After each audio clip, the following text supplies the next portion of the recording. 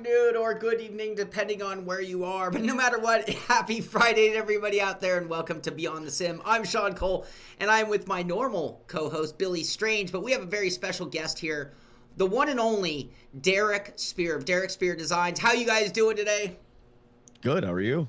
I'm doing really well. All is good over here, Shaun. Great to have Derek on the show. How's everybody feeling? I'm feeling good. I have some anxieties because this is the second time we've done a three-person show, and I'm hoping that everything goes smoothly on my broadcasting end. So I'm a little nervous, and I'll be on pins and needles for a little while till I see and hear from the crowd that everything's doing great. Other than that, I'm doing really well, though. And I can handle the problems. I'm pretty used to it at this point. Got experience solving problems, do you?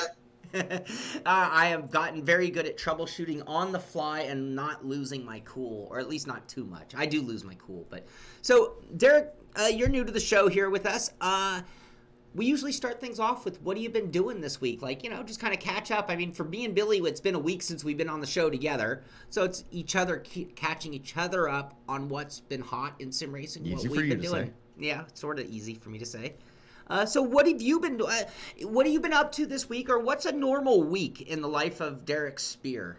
Well, I work 9 days a week, 32 hours a day, making sure that everybody gets their boxes. I've got some folks that work for me, and I'm fortunate for that. But basically, my average day is up at 6:30, at DSD by 8 or so, eat breakfast, exercise, and get on today's activities and getting the orders out the door. That's basically it. Today, I got caught up. We put out distributor orders last week, and this week I'm basically right at the point where I could take today off. So I decided I'm going to take today off because I never take any time off. I literally work 6 days a week. So I took today off, and here I am. So I'm enjoying my day off, and I've got a few things to do later, but, you know, it's work. I love what I do. It's fun. I've been doing it almost a decade now. It's great. I love my customers. You know, they're great out there. I love you. I love these guys. And I don't mean it like stupidly. I mean it like, you know, that's the whole reason I can do what I do and play video games, you know, and just enjoy what I'm doing. So it's good. So that's what hey, thanks, Tom Jones. Shaun, you know, My automation doesn't work, so today I'm going to have to do something special. We'll do the thank you, Tom Jones. Oh yeah, with the sparkly thing that goes across the top. Yeah, but basically the average week in the life of Derek is get in there and make sure everybody gets what they've ordered. You know, I've got 100 some odd different components, and my job is to make sure everybody gets what they actually ordered. So when they open the box, they didn't get something they didn't order. Right. Well, and oh, it's that says thanks for shipping his podium conversion frames yesterday. So Did I do that? Apparently. I don't think so. No, I don't think we did that because I just got the frames in today. So I'm going to powder coating. They're in the back of my shop truck right now. Heading to powder coating today. So his real thank you. That wasn't it. It's a preemptive thank you. It's thanks for expediting it, I guess. Hi Max, how you doing, buddy? My dog came. Well, of course, everybody gets expedited. So I don't think I gave you enough of an introduction. For those who don't know Derek Spear Design, I want to call Derek the inventor of the button box, but that would not be fair. I think the button box existed in many ways, but Derek Spear is the person who made the button box mainstream. I mean, I think you got your name in button boxes, and it became that every sim racer needed to have one. That's what, a Track Boss? This is a Track Boss Classic. Yeah, it's the one that we're going to be talking about a little bit later if they put comments in your video. Oh, a little clue, a little tease of something to come later in the show. Either that or a version of that was my very first button box. Yeah? Mm-hmm. Well, then, if I'm real fortunate, I see how guys, you know, when they show off their cockpits and put up the photos, I'm really lucky that my stuff is in a lot of them. It's great. And it's basically the bottom line is to make our recreational activity called sim racing or sim gaming in general, because I also have serve flight sim folks, make it more enjoyable. That's the bottom line. You know, I mean, that's the bottom line. This is one of the things I was going to cover, but you know, you can't close your eyes and pick out a key and push it with accuracy on the keyboard. Nope. Nope. but you pretty much can on this. Yes, you can. know? Absolutely. Because you don't want to be looking at your keyboard, because if you're looking at the keyboard, you're not looking at the screen, and if you're using VR, you certainly won't see it. Sure. So you know, you can use a button box. It's a big benefit, and you know, I'm glad guys use them, and I'm glad folks see the value in it. Do you have any idea how many button boxes you've made? Oh, we've put out, I don't know, 12,000. Wow. Maybe. So yeah, you know, maybe that many, maybe 10. You know, I'd have to actually go back and run a full count, but I don't have that computer in front of me right now. Right. That is awesome. If you are watching on Twitch at Shaun Cole in the Pit, you're going to want to get over to YouTube right now, the SImpit on YouTube. That's where you're going to be able to hear the audio and see the conversation going on. You'll be able to see and hear everything going on. So, okay, we'll come back to that. Billy, what have you been up to this week? What did I do? I don't know what I did. Oh, just played around a little bit more with GTR2. Really, just tried out. They have that 10-year anniversary patch or mod. Been playing with that. I don't know. For something that I didn't think people would end up watching there, people are watching it. I'm going through those challenges that they have. So I'm into trying to get gold on all the track challenges and stuff. So we're about halfway through now. Right. And yeah, I've got a couple more episodes to edit in the queue. So really, that's all. That's it? I haven't done. Oh, what are you not telling us, Billy Strange? Everything's a secret here. I've been waiting for the non-beta version of ACC's tire model to come out. I was doing the beta. Sometimes they change something right at the last second, or they get some feedback that maybe, they encounter something that they weren't anticipating and they change it. So I usually don't test stuff in beta. It's not I just don't find it helpful, because sometimes it'll change. So I'll probably end up doing that this weekend. I've got a couple other things. And besides that, I've got a live stream this weekend on Sunday, just doing a Q&A at 10 a.m. Pacific. You're doing a live stream? I am. Whoa, are you doing it in VR? I'm not driving. I'm doing a VR live stream with F1 2019. No, that's a lie. I'm just kidding. No, just a Q&A. I enjoy the live stream stuff. It's just I don't like doing the driving stuff, because I like to focus on the people that are actually in the chat. For me, I get too distracted, and so it's a little easier to just have people submit questions. We can talk about it, have a conversation. So if you got nothing to do at 10 a.m. Pacific on Sunday, 2 days before my birthday, come hang out. All right, that'll be very cool. That's it. I will not be able to watch. I would love to watch your live stream, but I will not be available on Sunday, unfortunately. But everybody else, tune in to Billy Strange Racing on YouTube Live. You're doing that on YouTube Live? Yep. All right, Billy Strange Racing on YouTube Sunday, 10 a.m. Is my brain working at all? 10 a.m. Pacific. And that's it? That's all you've done? Usually you have like 20 things and some AI project and... Yeah, I haven't really... I don't know. I've kind of been all into doing the GTR2 thing. I've been working on the career.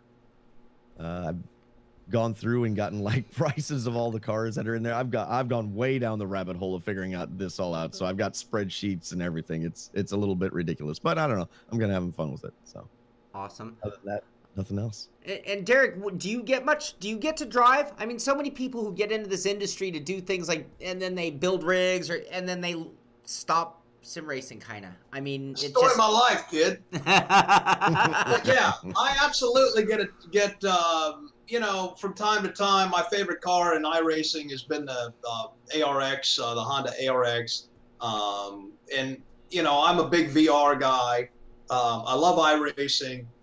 When I get sim time, I'm either flying DCS or playing Elite Dangerous or in iRacing. Right now, I've just been practicing pretty much when I get a chance, almost every evening this week in iRacing in the Le Mans series at Sebring this week, one of my favorite tracks. I just recycled my old setups, and I basically can just jump in the car and drive. I've got to make a few adjustments. But yeah, I absolutely do get time. I try to make time, and you know, unfortunately, I don't get enough time that I would like. But you know, life and all my other family obligations and so forth. But yes, I do get time, and when I do, it's iRacing or DCS or Elite Dangerous, and then other ones too. I mess around with some other games too, other sims. Yeah, I DCS. I love DCS, and I have to stay far away from that game because it will suck as much, if not more, time out of your life than sim racing will. Sure. So, you know, it's like I want to, and like, and when I work for companies, I work for CXC Simulations from time to time, and at trade shows, and sometimes we'll present DCS, and somehow, some way, I became the DCS expert of CXC, and building the missions for the trade shows, and I'm like, they want me. It's the same. It's a funny thing. And again, I told you we take a lot of diversions when people are having me consult them for trade shows, and they want to bring iRacing to the trade show, and then they're like, well, can you make it easier? And it's like, no, I cannot. you know, this is iRacing. It is a hardcore sim, and it is not for the general public for the most part. And then the same thing happens with DCS. People want me to be able to make DCS, like, playable, you know, and it's like, no, I'm sorry. Nobody's going to be able to fly the Warthog. End of story. It's off the table. No one can fly it unless they've been doing it in DCS for 100 hours or more. So get over it. You're not going to have the Warthog. And so anyway, DCS, I love the depth. I love DCS, but I have to stay so far away from it. Yeah, I'm crazy about DCS. Right now, they're in the middle of getting ready to release the F-16 module for that one. And, you know, a lot of guys are excited, myself included. You know, but DCS, yeah, I love it. I've been, like I told you earlier, I've been flight simming since way back when, you know, back in 1988 with the Falcon, the original Falcon for the IBM 8088 computer. So that'll tell you how far I go back. I actually played the original flight sim on a monochrome, green and white monochrome, and it was like your plane was an X. Yeah, it sure was. That's all it was. It was just a little X, and that was it. Yeah, those are the Wayback times on the Wayback Machine there. Great question, Jack. Derek, do you ship to Sweden? I'll ship to the moon. Yes, we ship to Sweden. I ship to Sweden just about every week anyway. So I got a bunch of orders going out to Scandinavia. I mean, every day shipments are going out. Awesome. That's good to hear. Yes, absolutely, without question. Free shipping anywhere on the planet, too, by the way. Really? Anywhere on the planet? Oh, but a spot on the SpaceX to the moon will cost you a little extra. I think that'll cost you a little more money, but, you know, if you're up there, you can afford it. How many people call you Derek Spears? Does that am I the only person? Am I the only person, or does somehow your name of your company get an S put onto your name? I don't know, but it's not. It's not. I'm not related to Britney Spears in any way. Okay? All right. But there's no S. So this week for me has been a little crazy. I think I've done more hours of live streaming this week than I've ever done in a week's time. I've turned the show inside out, so if you're watching on Twitch, thank you very much, but you might want to head over today over to YouTube, watch us on the SImpit, where you'll see and hear Derek Spear instead of just seeing and hearing me talk to Derek Spear and Billy Strange. So, and then beyond that, Friday night we did the Pro 4 trucks, had a blast, blew a motor because I can't seem to make that truck finish a race, but had a great time doing it. We're going to do that again tonight, everybody. Friday night, 5:30, hosted section on iRacing. We'll be doing SImpit Truck Series, or Fun. We're not quite a series yet. Then we did an Assetto Corsa Competizione, which I've not played in months at this point, I hate to say, but I haven't really been inspired to pick up the title.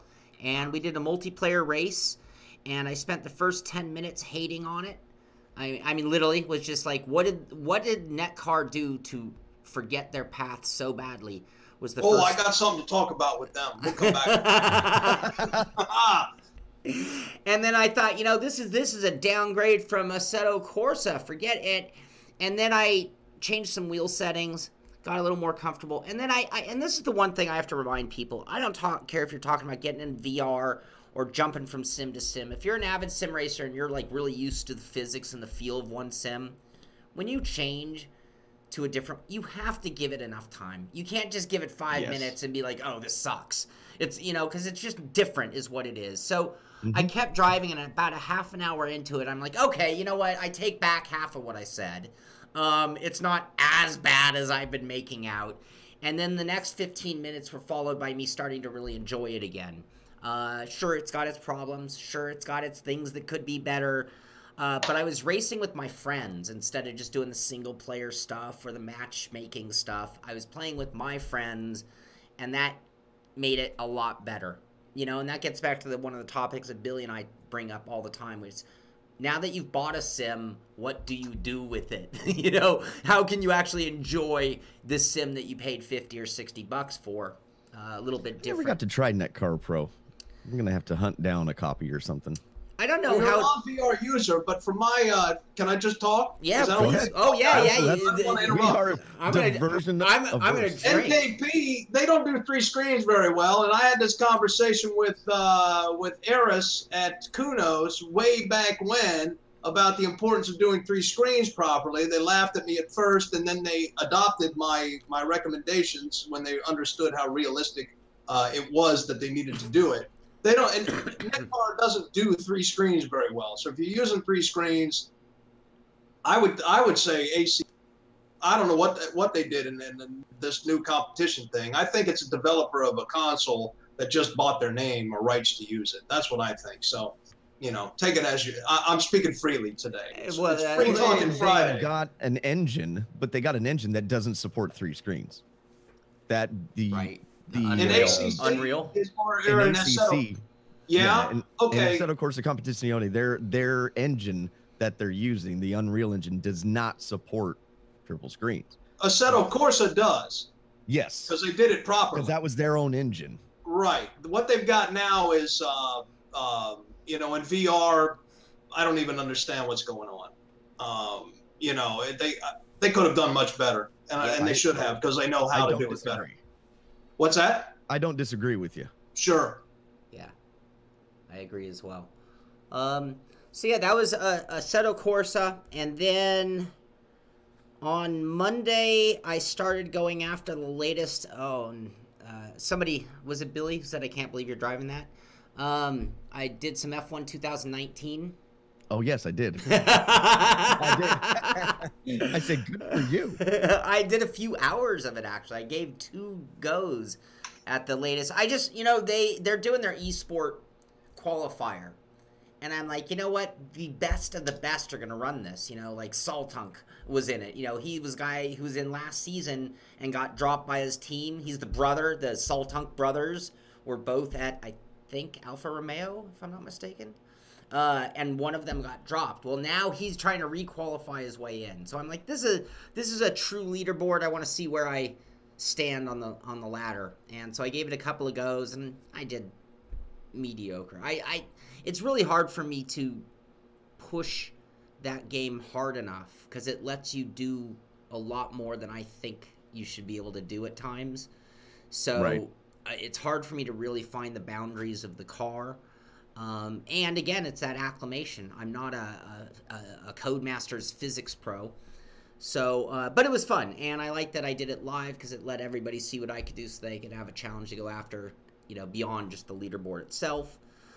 Beyond that, Dirt Rally, and that's one of our stories we'll talk about. Dirt Rally 2 came out with their VR support. And so I decided I wanted to live stream that on this show on the SImpit. But in preparation, I decided I'd do that on the Twitch channel where we're a little more rough. And so I got all set up to do it and launched it and made myself sick. Just horrible motion sickness from it. And so I kept turning the graphics down, turning aliasing down and things, trying to get it playable. And now I want everyone to keep in mind, I play like on an i7, 1,000,000 gigahertz chip, with a 2080 Ti water-cooled. Yeah, I have a really, really good chip. I have a water-cooled 2080 Ti video card. I mean, you kind of can't throw more at a sim than I've got. And I had to turn the graphics down to ultra low in order to remove just this stutter that was happening that was making me sick. When I got it to ultra low, it became playable, but maybe not the best VR experience I've ever had in my life. But I was able to finish a stage. And then I paid for it the rest of the, I guess that was yesterday. And then I paid for it the rest of the day. And I was sick the rest of the day. Just no energy, had that empty inside feeling. And then I talked to Billy this morning, and Billy was like, oh, well, did you do the minus VR thing, the dash VR thing? And I'm like, Random Call Sign had a thing, and I don't know if it works for everybody, but I saw him post that his first video, you know, it was kind of bad performance in VR, and then he said there's for people that are using Oculus, they have to add something in, and it appears to help, or it looks like it helps, something to that. He's in the chat. I'm sure he can explain it better than I can. But a lot of people that were using Oculus were not having a great experience going through Steam. Or you could go ahead and buy it again through the Oculus store. I don't understand. I'm assuming I didn't buy it the first time because they didn't have VR. Yeah, exactly. And that's a lot of our community was using the philosophy. I lost you, Shaun. Okay, never mind. Using the philosophy of no VR, no buy. I'm gonna see what they're charging for it at the store. I won't get any game that doesn't have VR. A lot of our viewers are that way. No exceptions. Now, I did have a chance. What I've been doing this week, I had forgotten, and I wanted to give a shout out to my friends at Project Cars. I was able to have a chance to demo Project Cars Pro. Oh, really? Oh, okay. Yeah. Now the Project Cars. Yeah, go on. Please go on. Project Cars Pro, I didn't get a lot of time because I was at DSD, but I was able to, get an installation and not the full thing. But let me say this, that if you like Project Cars and you like Project Cars 2, and you're a commercial environment that can benefit from it because the licensing fees it's for demonstration purposes. Right. But it's really good. It's great in VR. The system that I ran it on is an i7-3820 with a 980 Ti in it.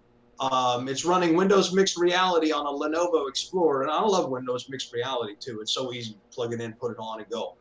Through Steam VR and the Windows Mixed Reality plug-in for Steam VR. But it's great. It runs really well. You can turn the graphics down and all that.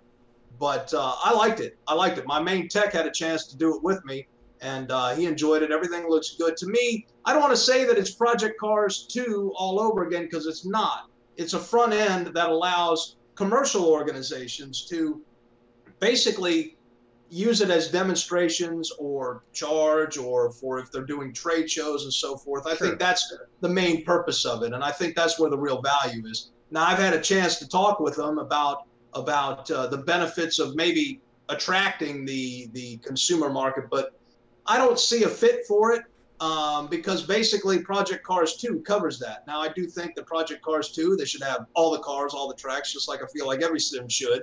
But, it does a great job. I love Project Cars. And again, not plugging anything. If I like it, I'll tell you. My enjoyment of Project Cars goes all the way back to Need for Speed, whatever it was, the Need for Speed, whatever. It was great. That was I had taken a hiatus from games for a while, and it was great to get that one. That was my first one back. So every time I hear Project Cars, I get that Need for Speed vibe, so I get a little sentimental. That was Shift 2.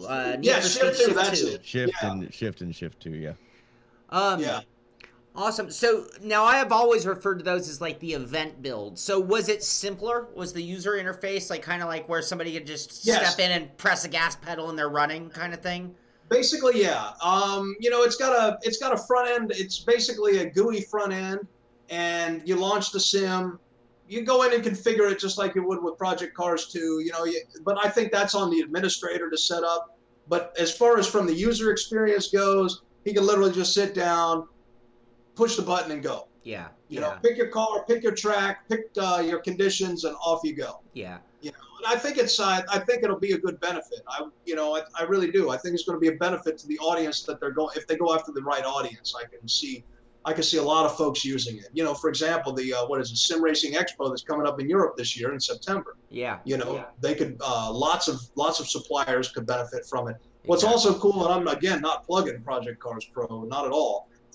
But they can do a custom front end for their clients. You know, it could be McLaren, it could be Ferrari, it could be DSD. You know, if my wallet was that fat, you know, I could do it too, you know. But they'll do that type of integration for their client, you know, and that's what I think the benefit is that it's a brand awareness experience. Right. You know, iRacing could do that too. So if anybody from iRacing is watching, yep, you can do that. It's money on the table. Well, and I've seen shells built for even things like Assetto Corsa, so third-party shells built to convert the sim into a simplified version. So one of the things, you know, it's funny you say this because one of the trade shows that I worked during the year is called IAPA, and it's it's actually out by you. It's in Fort Lauderdale, not Fort Lauderdale, in Disney World area. What do you call that? Okay, Orlando. Orlando, thank you. Sure. That one place. That one place. Somewhere in this crazy state. You know, Kissimmee. That's what I meant. Kissimmee. Kissimmee. Yeah. I will not. But it's for the amusement industry, amusement parks, like the roller coaster companies present there. Well, family entertainment centers are starting to ride the heels of amusement parks. Family entertainment centers are starting to take over bowling alleys, movie theaters, other types of venues that are not as successful as they used to. When all these circumstances, they need an event build of the software in order to be able to really run people through it. Not sim racers, general public. You know, even if you're like one of those, you know, guys who's going from a NASCAR event to a NASCAR event with a single sim. Like Mazda takes their few sims, you know, to every track during the IMSA season. And having an event build just facilitates the line so much more. It means you don't need a tech for every head and every sim, because quite honestly, if you just put Project Cars on its own on a rig, it would sit there not running 99% of the time as people fumbled through trying to figure out how to turn it on. Sure. So. Yeah, if you're going to have a mass consumer attraction, you know, it's not like the roller coaster at Space Mountain or whatever. They don't, you know, but that's literally what you have to do. I think this is a little more sophisticated than that. I think that but I don't know. You know, I haven't thought about commercial applications, you know, where you're attracting folks like that. But it is an interesting segment. I think that that Andy Bell and crew at SMS, and I love their logo. Their logo's crazy. What is that? A dog, an alien dog cat thing? It's great. You know, that they've you know, to keep their brand out there and to keep their you know, go after new you know, new ground. I mean, that's really something that I don't see anybody else doing. Right. Yeah, absolutely.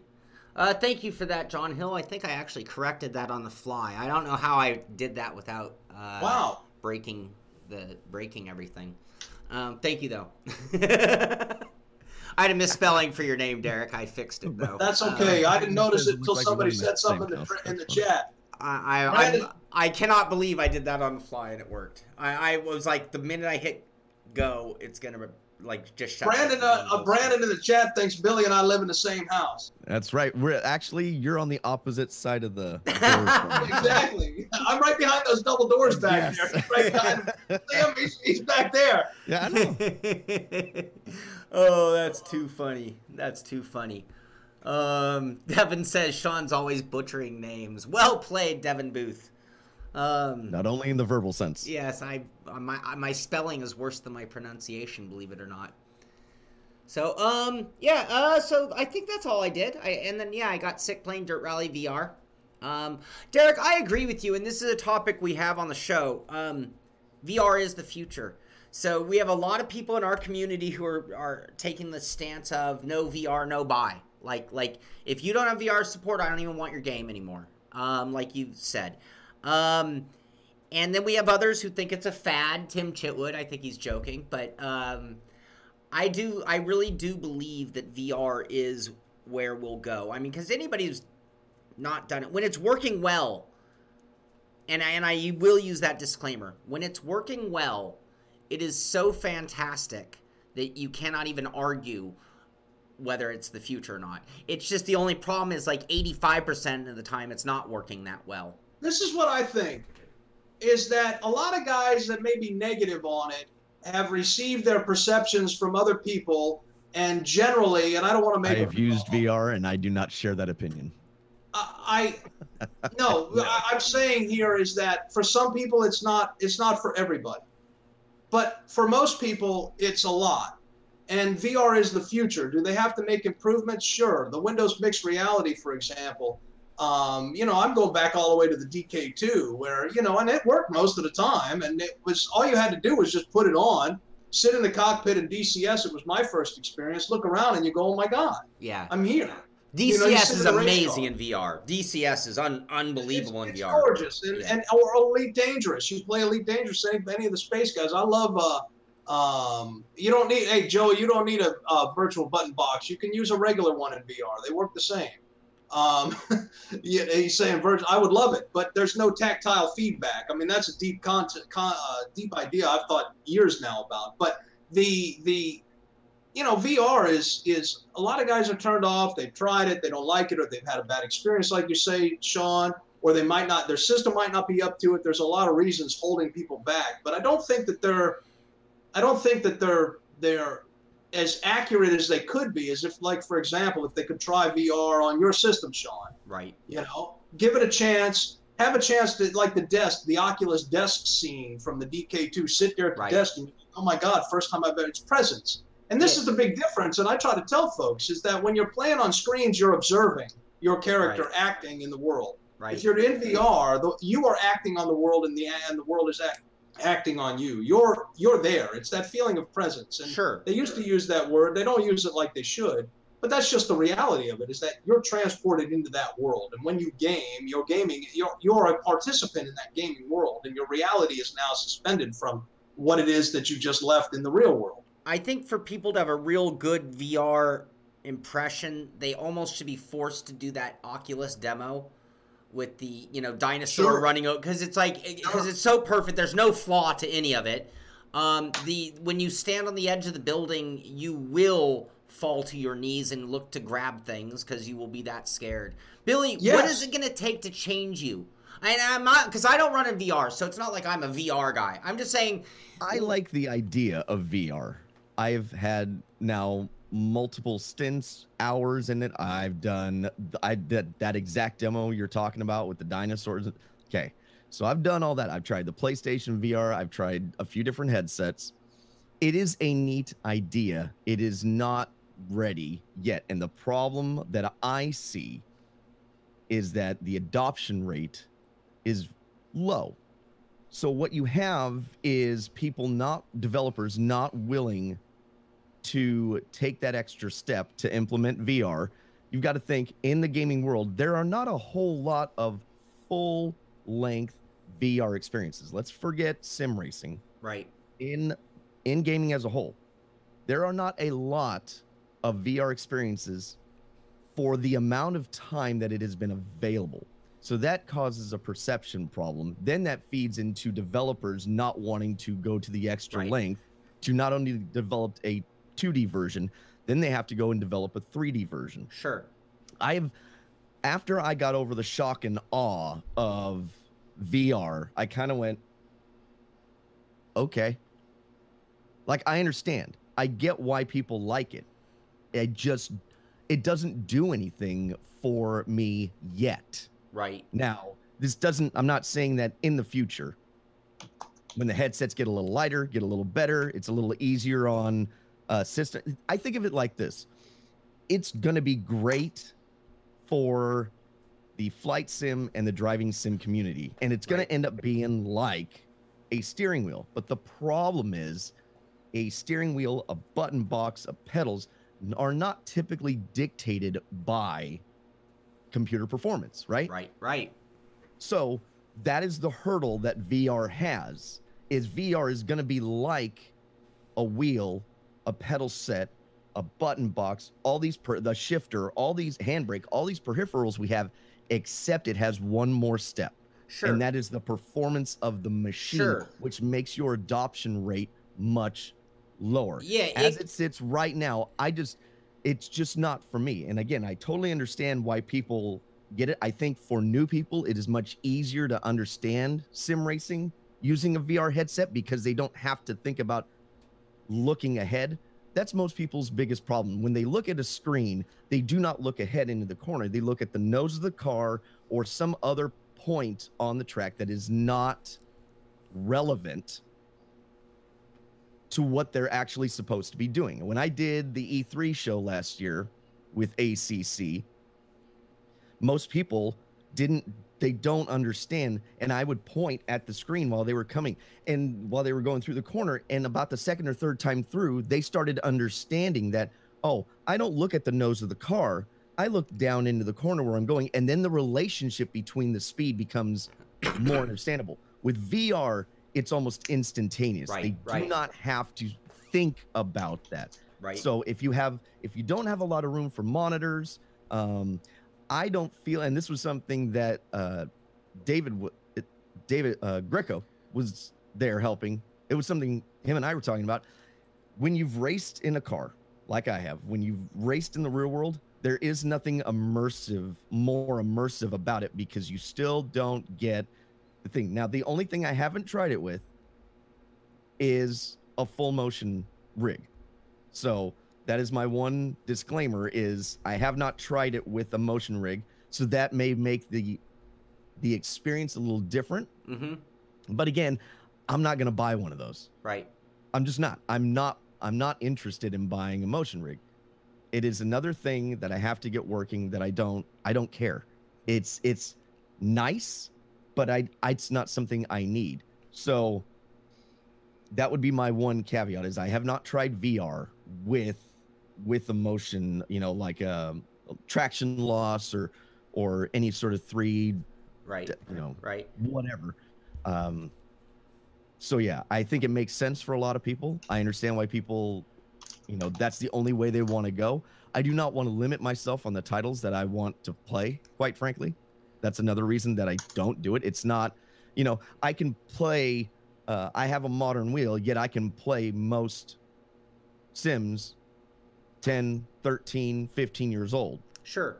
Until somebody patches something else in, you can't do VR in older titles. And I like older stuff. like I said, I have no affinity for GTR2. I never got to try it. And now I'm going through it and I really enjoy it. So it's Did you have to slow your PC down to play it?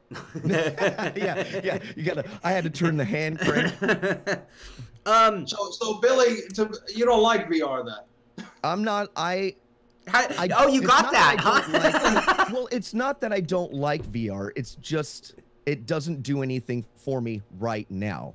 In the future, it could, but right now, it doesn't do anything for me. I just don't. It's just not for me. Well, let's pull back. At least I want to talk about what Billy said, because he makes a lot of good points. Yes. I think the development of Oculus might be hamstrung a bit by trying to push it out to the masses too fast, too soon. We talk about that in iRacing. Don't go too fast, too soon. And that's what they're doing. They're trying to push it out there to the masses of, can I say asses? Yes. Out there in the consumer market, to generate billions of dollars for Facebook, blah, blah, blah.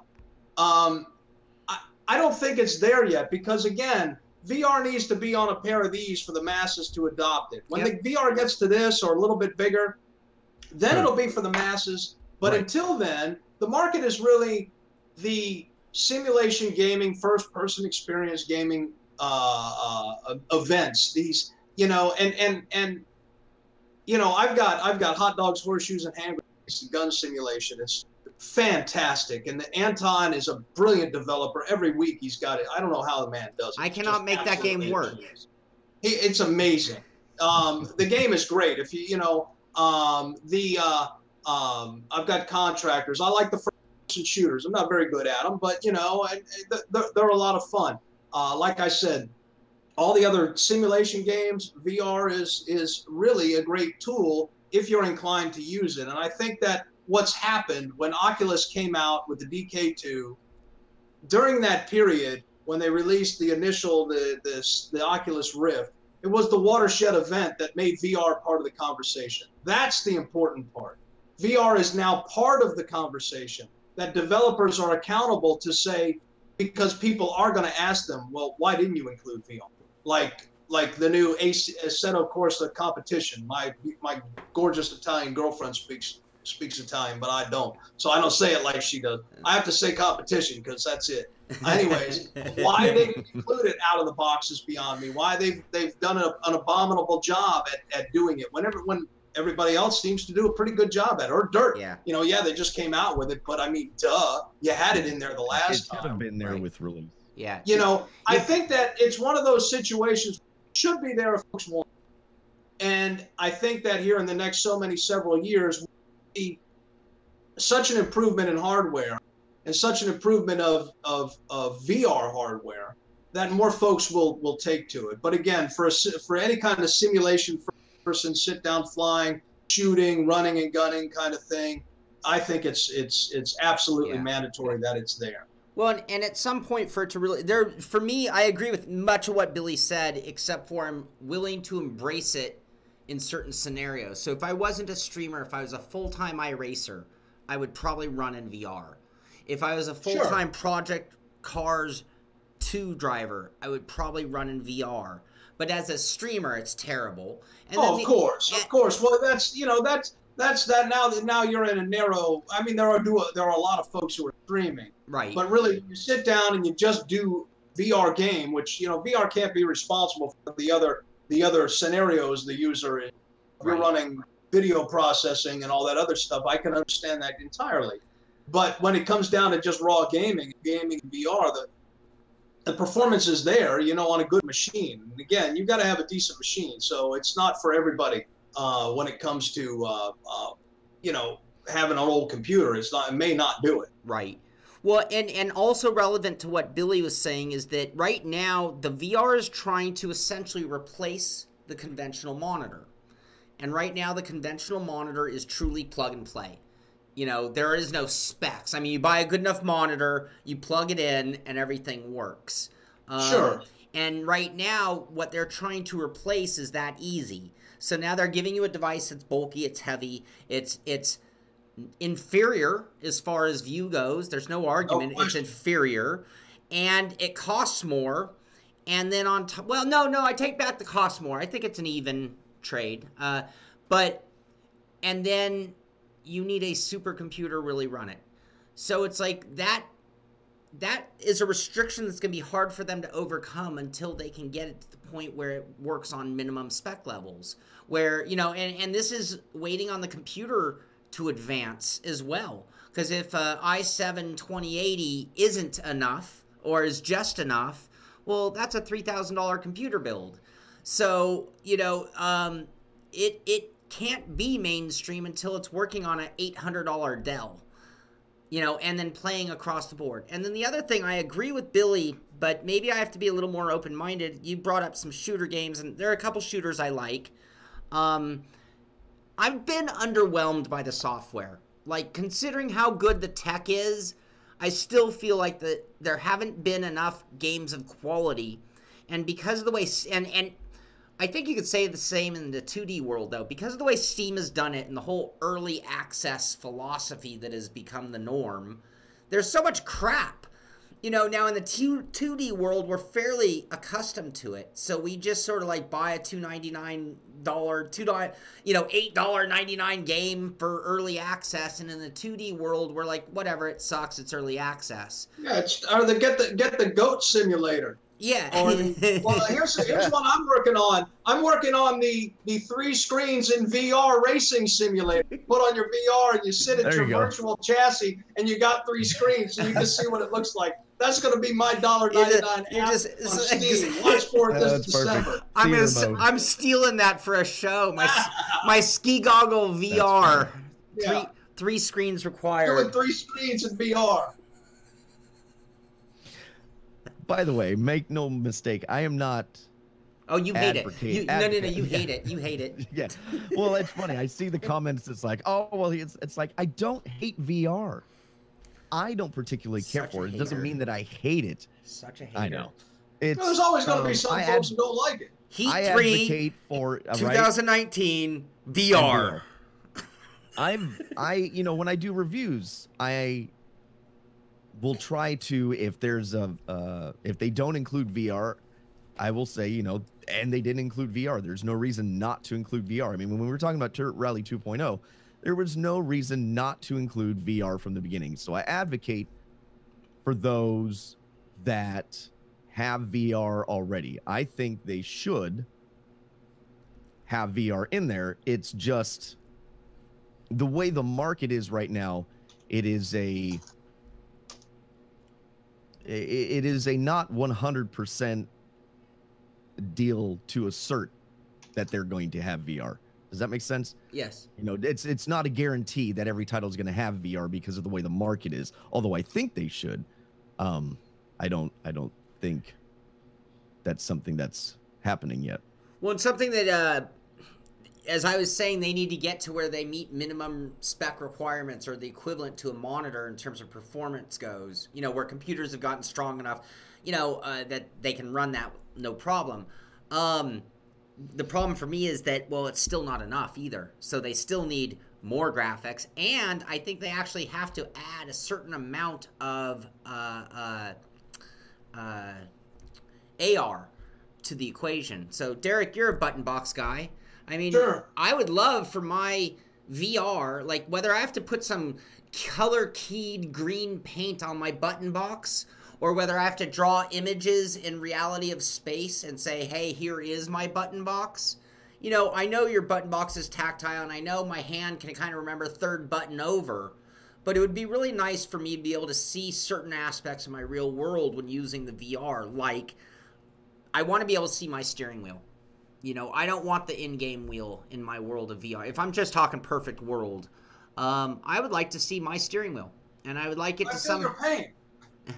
So I need to paint it all color key green. Well, you know, I don't know, Shaun. You know, I've thought long and hard about this, but really we're trying to simulate the virtual VR. I don't want to see anything from my original world reminding me about anything. You know, these are tools. That's how I look at it. A button box is just a simple tool. That's all it is. I want to be able to push this green button and turn on my pit limiter. You know, and I know how to find it because it's over here. I have some of my own. I know where to find them. I just push that button and that's what it does, or on my steering wheel. I don't want to see my stuff in the game because it basically brings me back to reality and fractures the reality fractures the reality suspension that VR is working so hard to create. If I see my own wheel, I'm not seeing the car wheel. You know, sure. I can understand where you're coming from, but I think that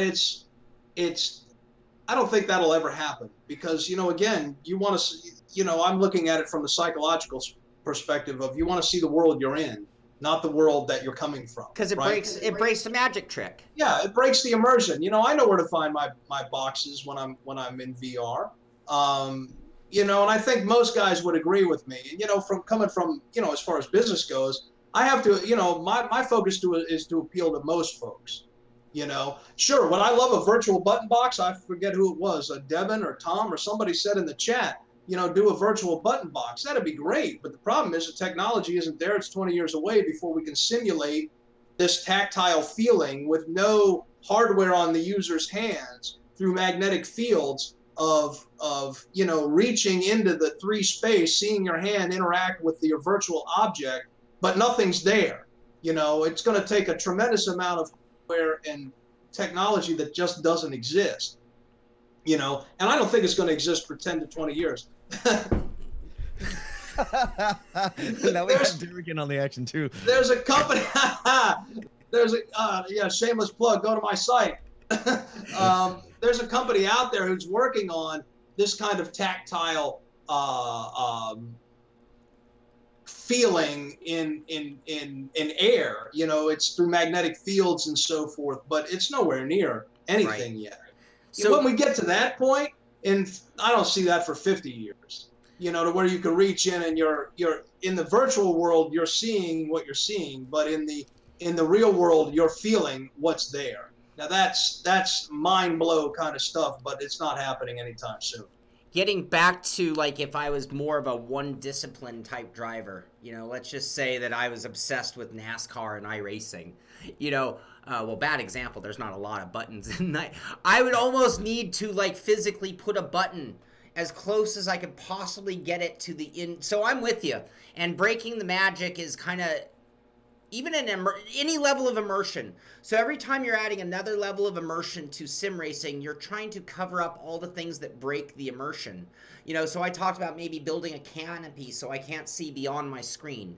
So my triples are this limited, but anytime I can look up and see my room, it ruins the effect. You know, so getting back to VR where it's 100% effect. VR does all that right on the box. Right. So now I just kind of need it, because one of the things I do get annoyed, I'm so immersed in VR, and that when I'm driving, and sometimes I'll like take my hand off the wheel to scratch my nose, and when that hand doesn't move, it almost freaks me out a little, because I'm so convinced those are my hands after enough time. I had an experience so many years ago when I was still relatively new to VR. I was in Assetto Corsa. The sun was setting, or whatever it was, and I was at Monza. I remember this. I came around whatever the turns are to head down to the Ascari S's, and I'm turning, and the sun is there, and I see the sun shining through the windshield, and I literally, and I kid you not, stuck up my hand to block the sun. And then I said, oh, crap, I'm in VR. And I just stopped and started laughing, because that was, you know, and that's what VR has to offer, is that type of, this is so real, your brain stops to think it's not. Yeah, absolutely. Stops thinking it's not. Absolutely. Just to be clear, David Payne, that was for you. John said, be sure to thank. That is, I don't have my donation buttons or automations working on the show today, so I had to throw in my own little thank you dance. Yes, so, thank you. Thank you very much, David. And by Genesitox on Twitch was saying something about adjustable monitor mount that doesn't flex and still adjust on the fly at a 80/20. After the show, when we're just back on Twitch, I'll show you the way my Oculus arms work on my my monitor here, and you could do the same thing with real monitors. So I'll kind of show you a quick and easy way to get that accomplished. All right, sorry to take a diversion there. Diversion from the diversion from the diversion. That's how it ends up working. Yeah, but VR, you know, VR ends up, Derek, just a big conversation all the time. I'm crazy about VR, so I tell everybody about it. Yeah. You know, I really do enjoy it. I've been waiting for it. You know, I'm not going to candy coat it. I love it. Yeah. Well, and again, as a streamer, as a content, you know, creator, it's a little different what I would do versus what I do or versus what I could do. I do have a scenario in that context. You can. I also figured out a way to stream in iRacing where I can make it a tolerable stream, but it's only something I can do in iRacing. I can't do it with any other VR streams. So. Yeah, I can understand how that would be frustrating. I'd often like to do streams too, you know, to interact with folks. But in VR, forget it. You know, it's just not my, you know, none of my systems. I've got my main system's a great system, but it just, you know, it's not going to handle it. Sure. So yeah, so that was my week in sim racing. All right. Yeah, it was a pretty hectic week, and then just trying to work with this new studio. I've bitten off a little more than I could chew, I think, and I'm still trying to figure out what I'm even doing. You'd think after 13 years of doing this, I would know what I'm doing, and I have never been more confused than I am right now. Well, the first step is admitting you have a problem. Oh, I got many problems. So, anyway, should we move on to the news? Sure. All right, let's switch. We got a few things to talk about. Derek, we'll just kind of go through and we'll all just kind of throw. Oh, that's that.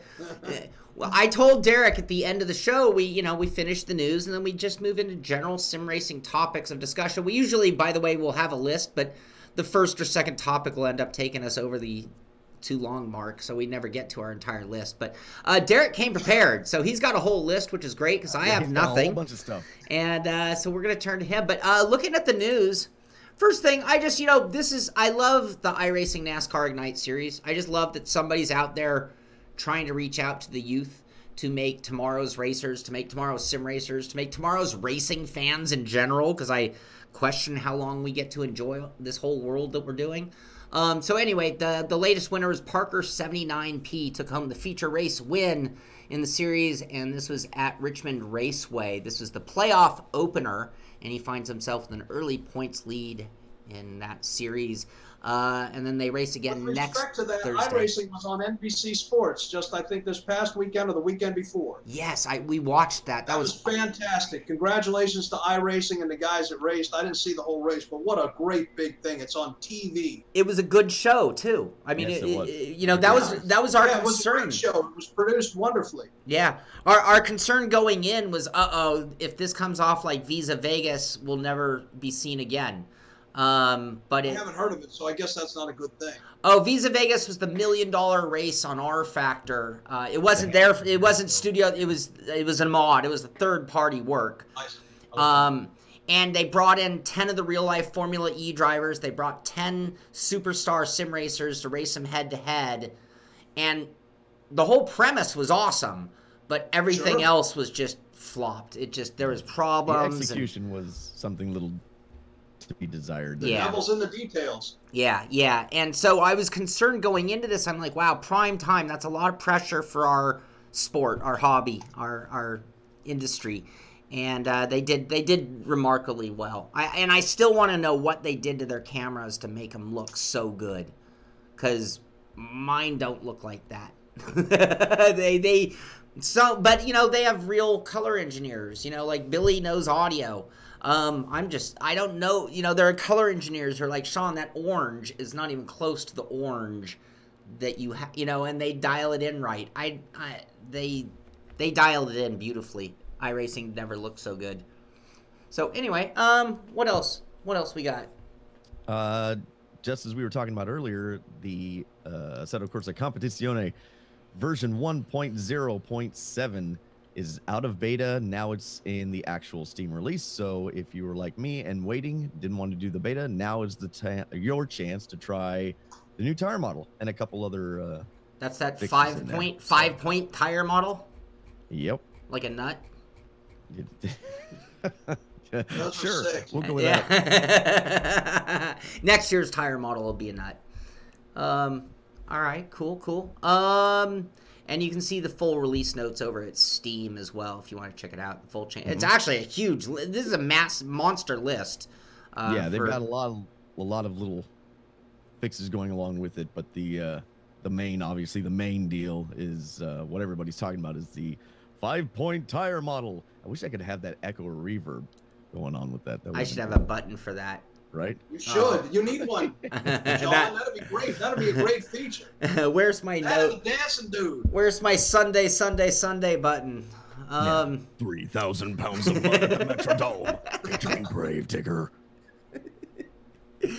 Oh, let's see. R Factor. Okay, this is kind of funny. Anybody have any clue? So their post. I have no idea what this is. Yeah. So their post. A fourth player has joined the race.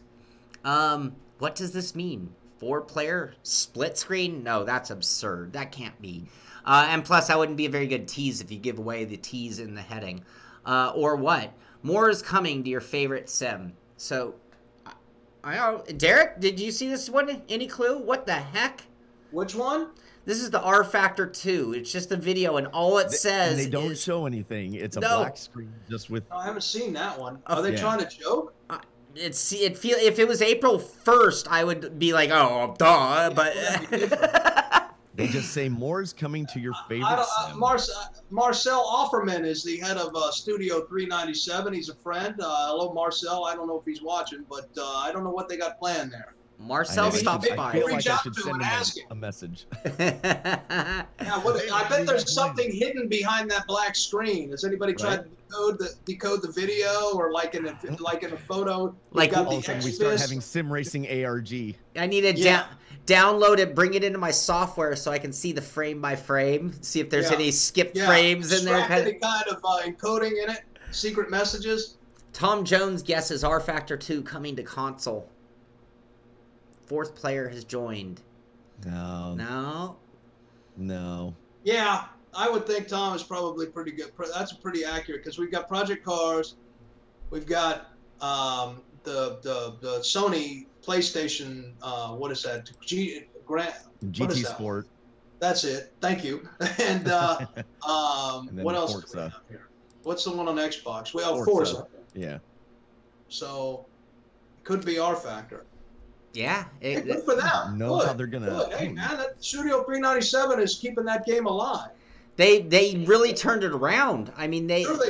Ever since Studio 397, they've been on an agenda and on a pace. This is what professional management will do. Yeah.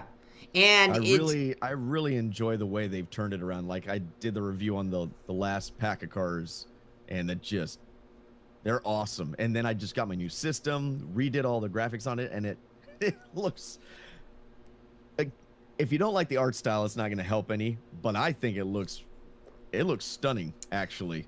When you say it's good, it's our factor. It works. When you say Live for Speed, one of my favorite sims. And Live for Speed seems to have a pulse of life coming back all of a sudden.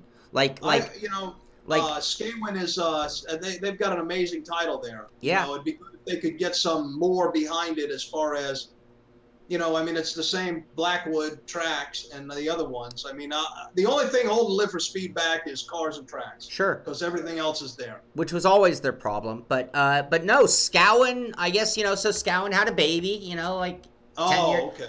And then they just shut down. And now all of a sudden, over the last couple of months, there's been a graphics update.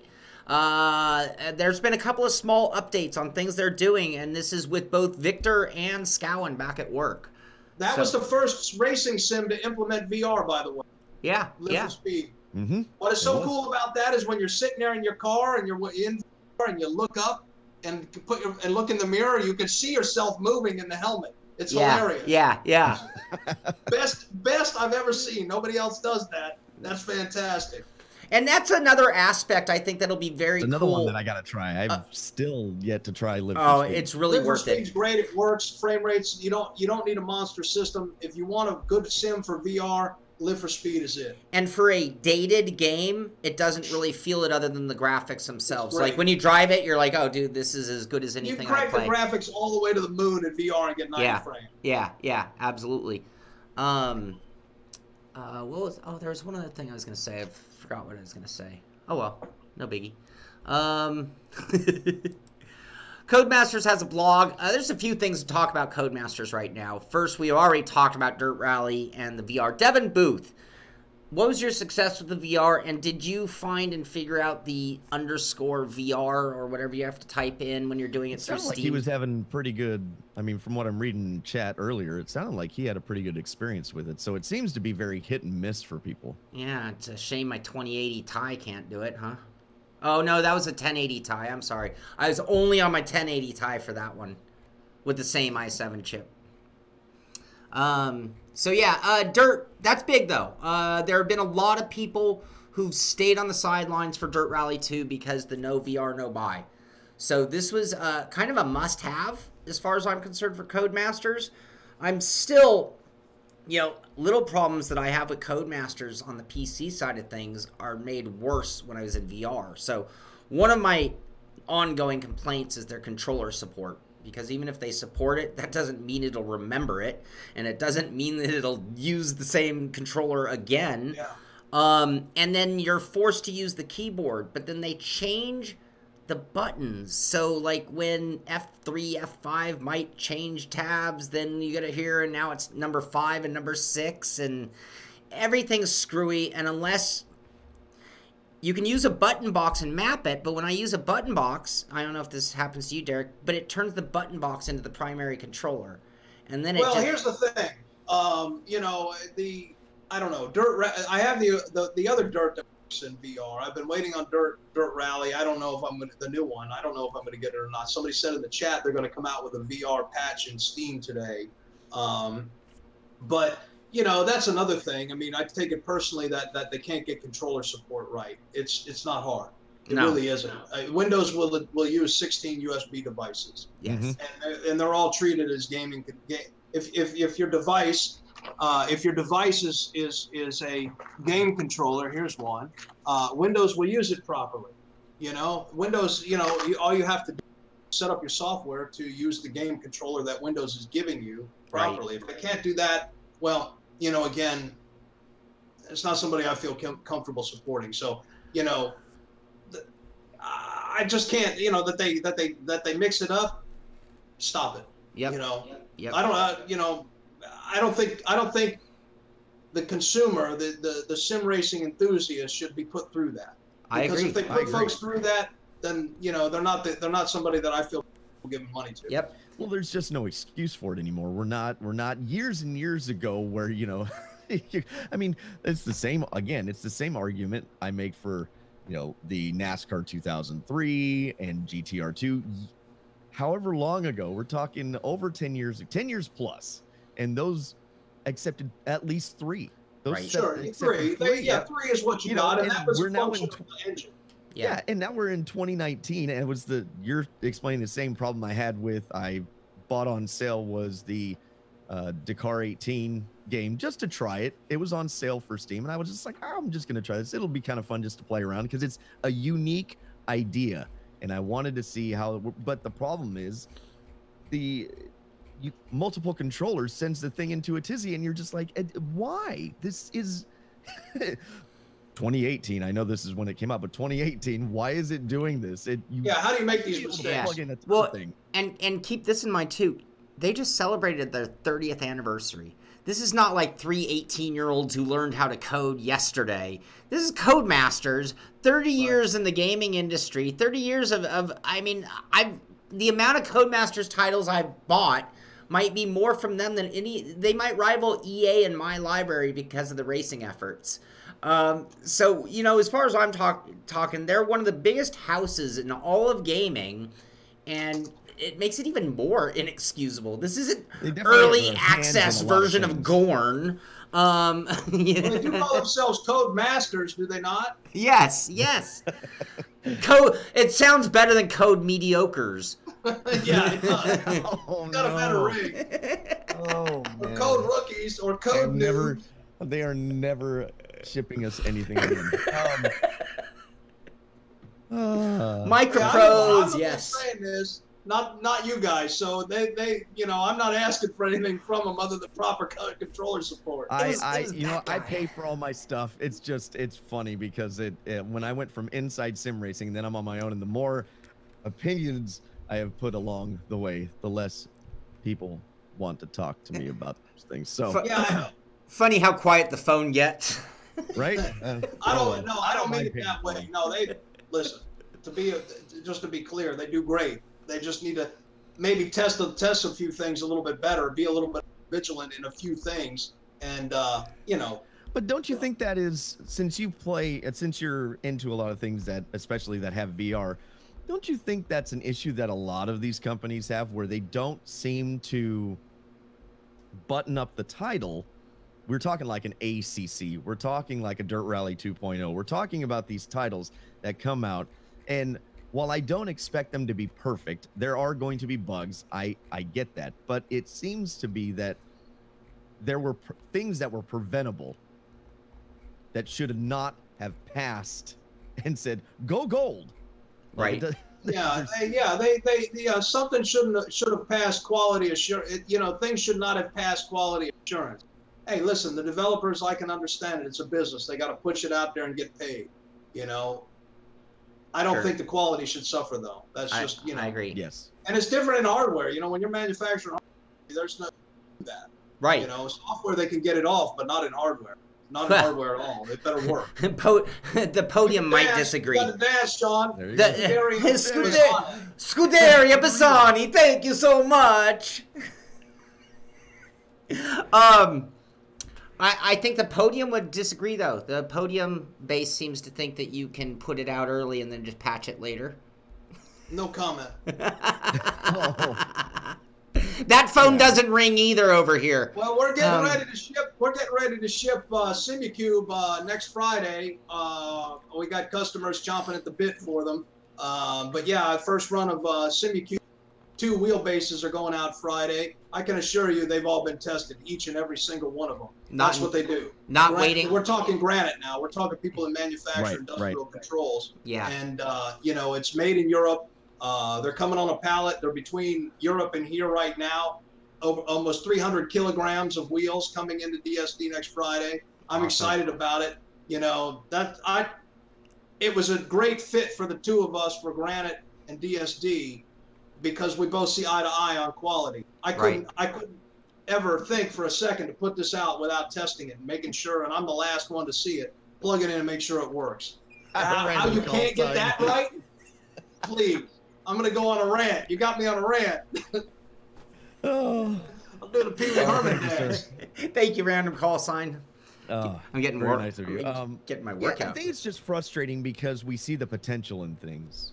As people that are, you know, really invested into the hobby, I think it's just frustrating when the potential of something, it's there. You can see it.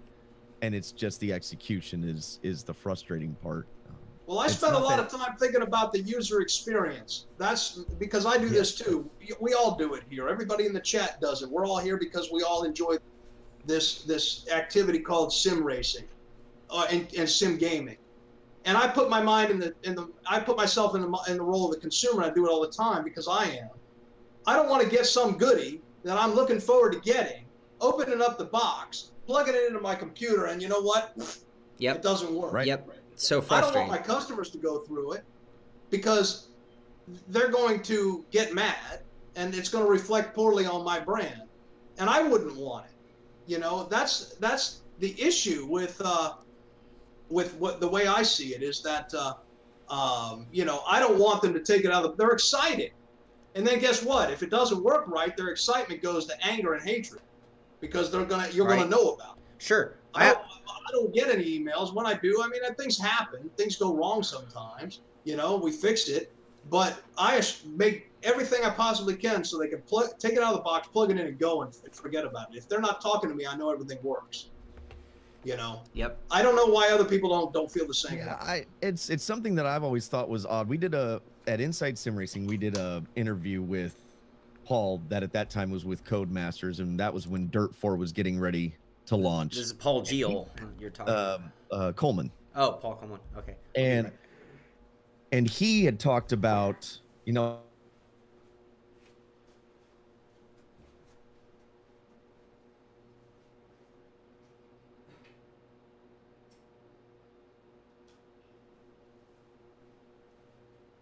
there we go. Shaun. Yeah, we lost everything. Okay. Yeah, that was weird. Anyway. So it was interesting to hear him, like, he looked at a bunch of different things, not just racing games. He looked at like Call of Duty. He looked at a bunch of different titles. And I saw a post the other day where one of the devs for ACC was talking about, you know, they can't implement a single player career like Codemasters because they're not Codemasters. They don't have the manpower and all that. And I was like, okay, then why did you bother putting in part of one? If your purpose is to create a simulation that doesn't have a single player career, but yet you shoehorn one in, I would rather you not shoehorn that one in and just have it where single race championship multiplayer. Don't try to shove one in there. It doesn't make any sense. I'm so used to iRacing's way of doing things, I've never thought about a single player career. You know, it's just multiplayer and that's it, you know? Yeah. I still advocate and argue for offline play that means something because it was something that I grew up with. Sure. And I don't often get a chance to do multiplayer races because I'm on the West Coast. It's hard to find something that is worthwhile. It's just the lobbies aren't typically the time that I can do them. And typically later in the evening. And it's just, so the quality of races I can't find often. It's not that they're not out there. It's just, it's way more work than often what I'm willing to do. So I want a good offline experience as well. You know, when I can set up a time when I know in advance, like we're going to do something for the SImpit, and I can get there, I'm all in for multiplayer. I enjoy it a lot when we get together and we have good races.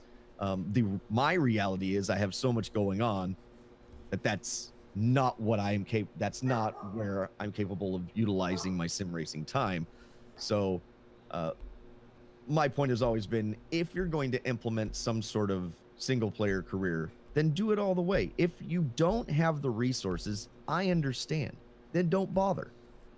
Don't worry about it. Don't put it in there. I'm not going to fault you for something that you're not going to put in there, because then I'm just wishing, and that's not how I evaluate a title. I evaluate the title on what you're telling me you're trying to deliver. So in iRacing's case, I can say, yeah, AI would be great, but iRacing, up until they announced AI just a little bit ago, I can't fault them for not having AI, because that was not their plan. Sure, don't promise something and then when you deliver it, it's just crap. Yeah, well, and also in iRacing, they also didn't promise any kind of a single-player career mode. Right, it's and that's what I'm saying. That's it. This right. is the, they've never once said, we're going to have a single-player career or AI. I understand they're working on it or something, but yeah, I completely agree. Don't promise something, and then when you put it in, it's just, it's just rubbish. Yeah, the ACC, the developer kind of threw up their hands. They're like, well, we're not Codemasters. I'm like, okay, I understand what you're saying. That's fine. But then that's a nice response. I think that's a convenient response. Right? But so you put something in there that was half-assed, and then when it didn't work, you're like, well, we're not Codemasters. It's like, well, then why did you bother spending the time, money, and resources to put it in there? Go make the multiplayer better. Mm-hmm. Sure. Go spend the money and go make the multiplayer better. Can I plug something? Get a DSD track boss, put a comment in the video. You can win. Oh, here you go. Here we go. Just want to make sure we put it out there before we forget. Teaser. Make sure to comment on the video. Put a comment in the video. Like, subscribe, leave a comment.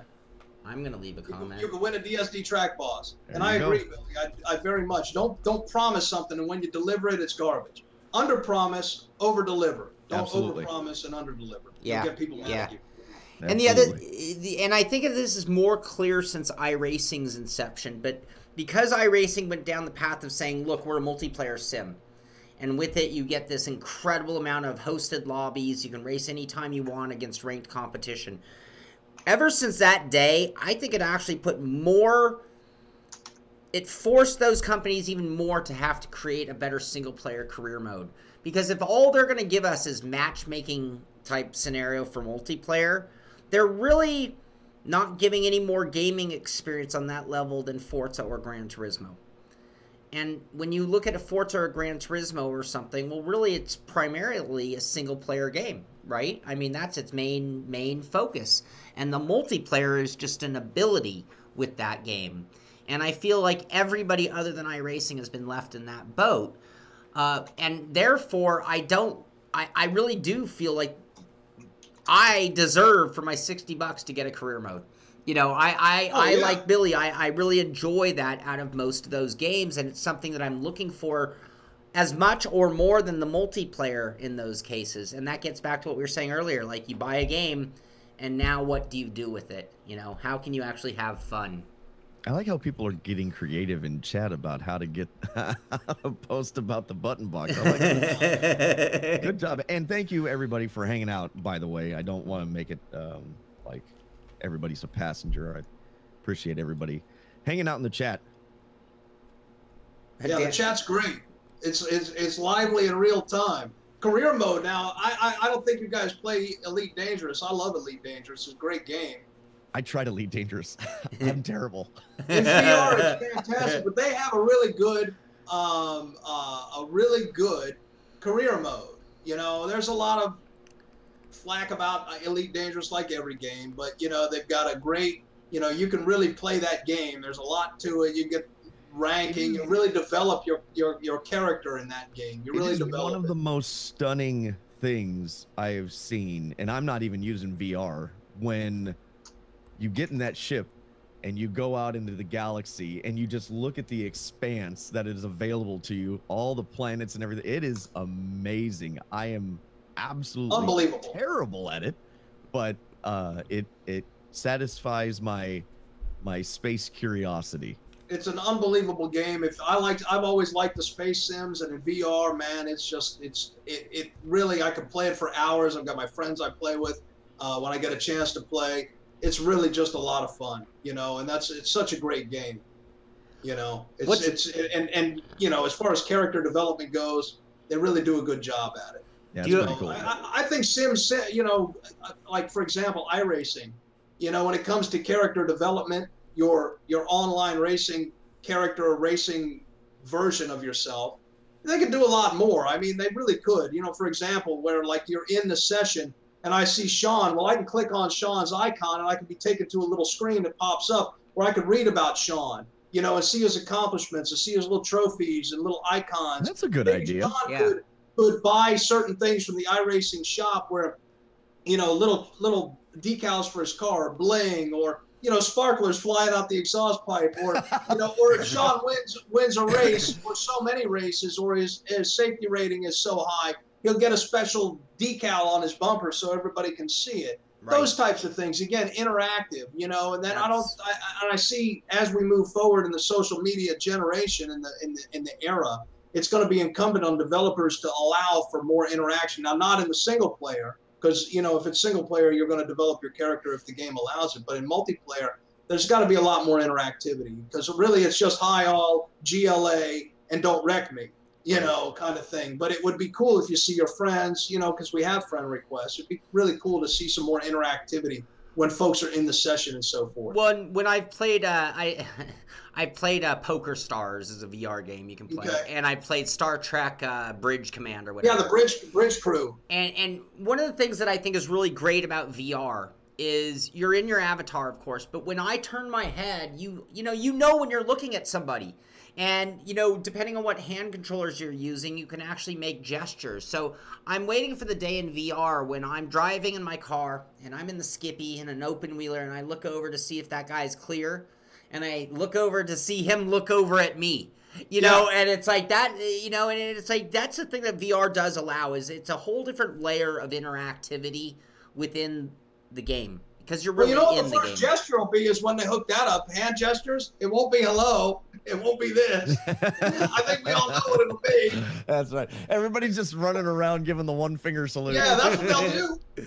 Oh, that's hilarious. I don't think you can actually. My controller, I can only operate these two fingers. So, like on Star Trek Bridge Crew, this is the big one. Yeah. Yeah, you can do it in some of the online shooters like Contractors and a few others. They have all sorts of interesting hand gestures. But Fortnite will change that when they go VR. Oh yeah, funny. Fortnite. They just had a tournament. A kid won $3 million or some crazy $3 million. Brian Ostrike brings it up. I've been threatening to start my Fortnite channel. Oh, please let us know when you do this. Going after Ninja. Yeah, and then I was going to let people vote on what color I would dye my Jean-Luc Picard, because it just can't. He's green. Oh, you should be the Where's Waldo character. It'll make a special one for you, just for fun, or Homer Simpson. When I used to play Quake years ago, I had a Homer Simpson avatar. Nice. Oh, yes. We got one more story, and then we're on to whatever Derek's got in store for us. Okay. Let's see. So I know he has button boxes in store for us, and now he's. Yeah, I got some of them. One or two. So Race Room, they've been doing these great community multiplayer races. They're gonna have another one. Yeah, the Suzuka 2 hours, 24th of August, GT3 class. Top server is streamed live. So if you're into Race Room and GT3, they have, in my opinion, they have great GT3 cars. I really enjoy the way those cars drive. So this is, if you're into Race Room and you're looking for some competition, it is an excellent event. They usually go off without a hitch. So go run some Race Room. Hey, it's, you know, the SImpit titles in Race Room, you know, my experience with those go way back, and I tell you, those are great. It's great driving. It's a lot of fun.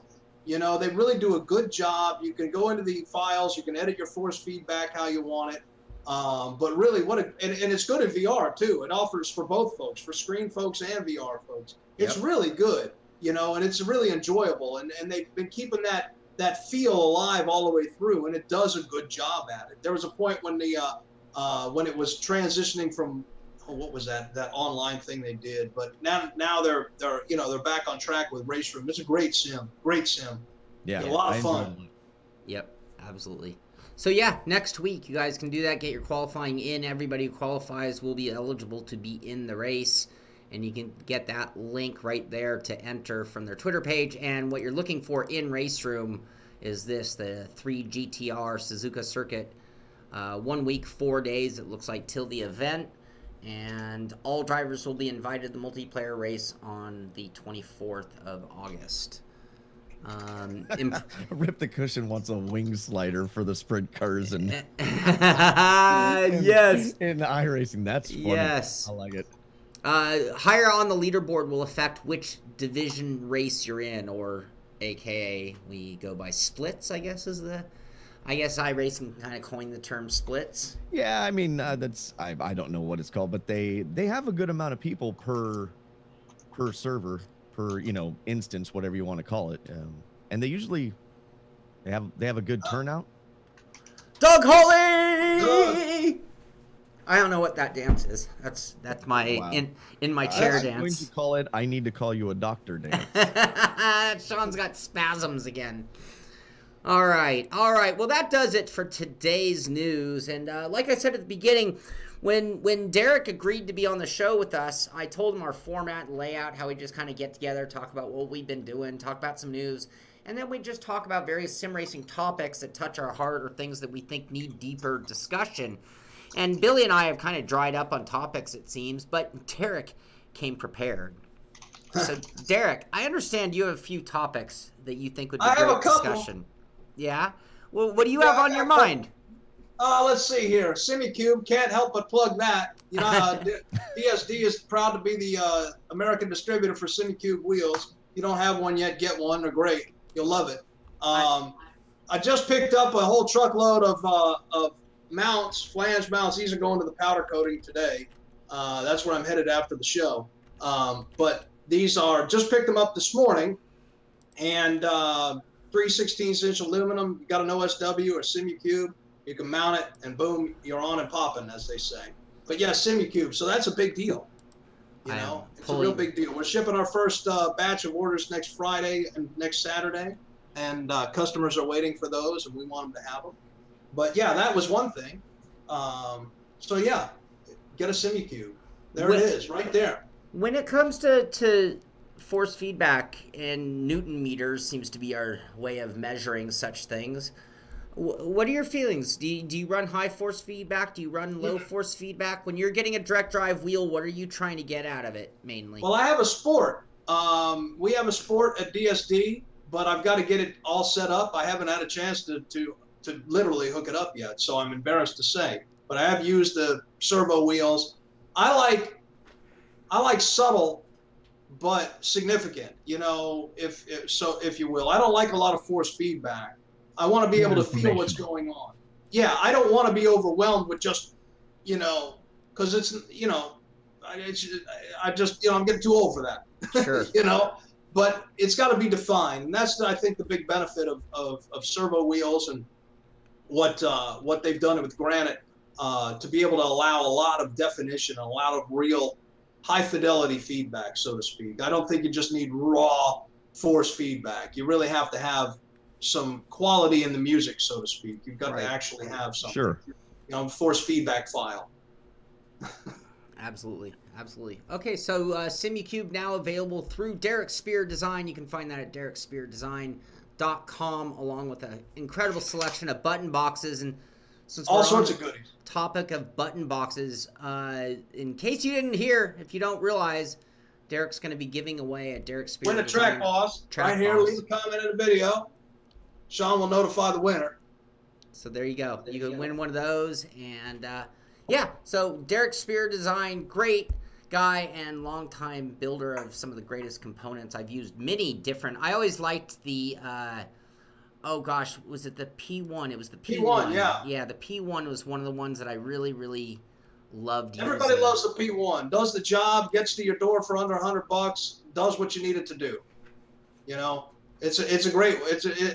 I've got a new all black version, hopefully coming out later this year. Just if you're tired of red, you can have black now. Oh, I see my videos on the site with my my interesting wood mount that I created. Yeah, well, that's all right. That was a job done. that mount was actually before people were doing. I think that I think about it, maybe I'm the guy who invented the off the wheel mount. The panel. There it is, right there.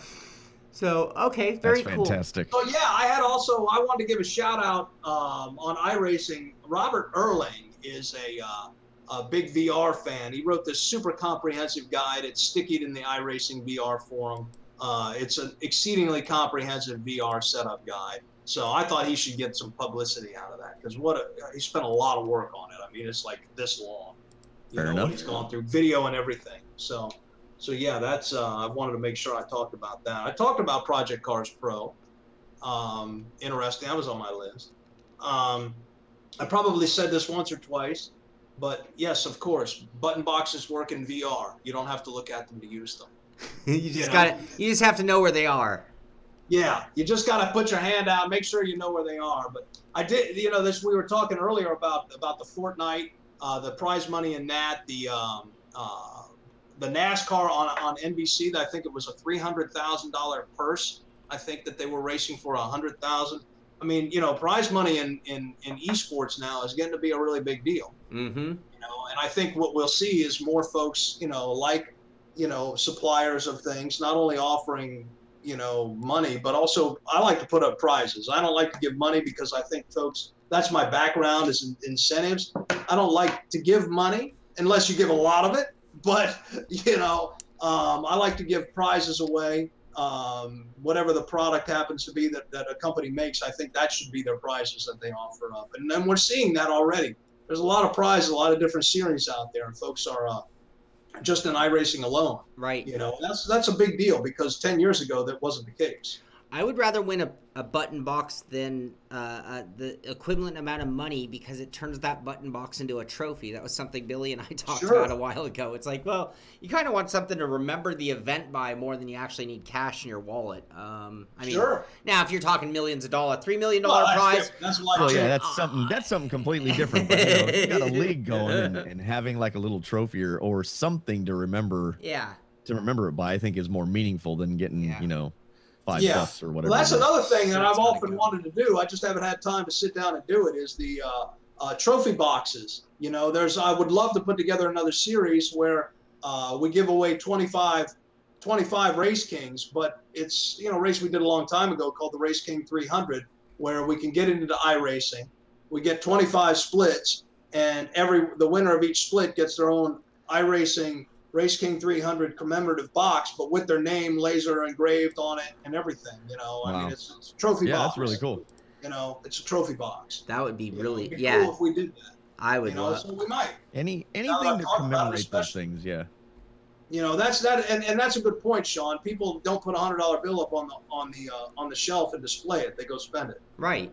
Yeah, and I mean, not that what's $100, $100 is $100 is great. If somebody handed me $100, I'd love it. But at the same time, I'll go to dinner. I'll buy a 6-pack on the way on, drink, but the equivalent of, and it's gone. Versus the trophy or any equivalent is a memento. Yeah, we love our little trophies and so forth.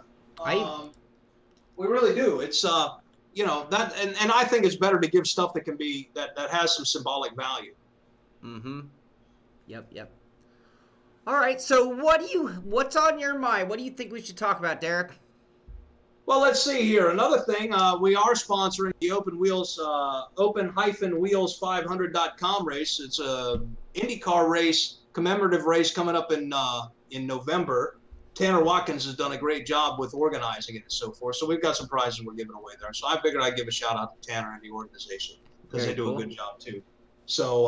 So yeah, and I also had on my list Dirt Rally 2, but I think we've talked about that. We definitely covered that one. Yeah.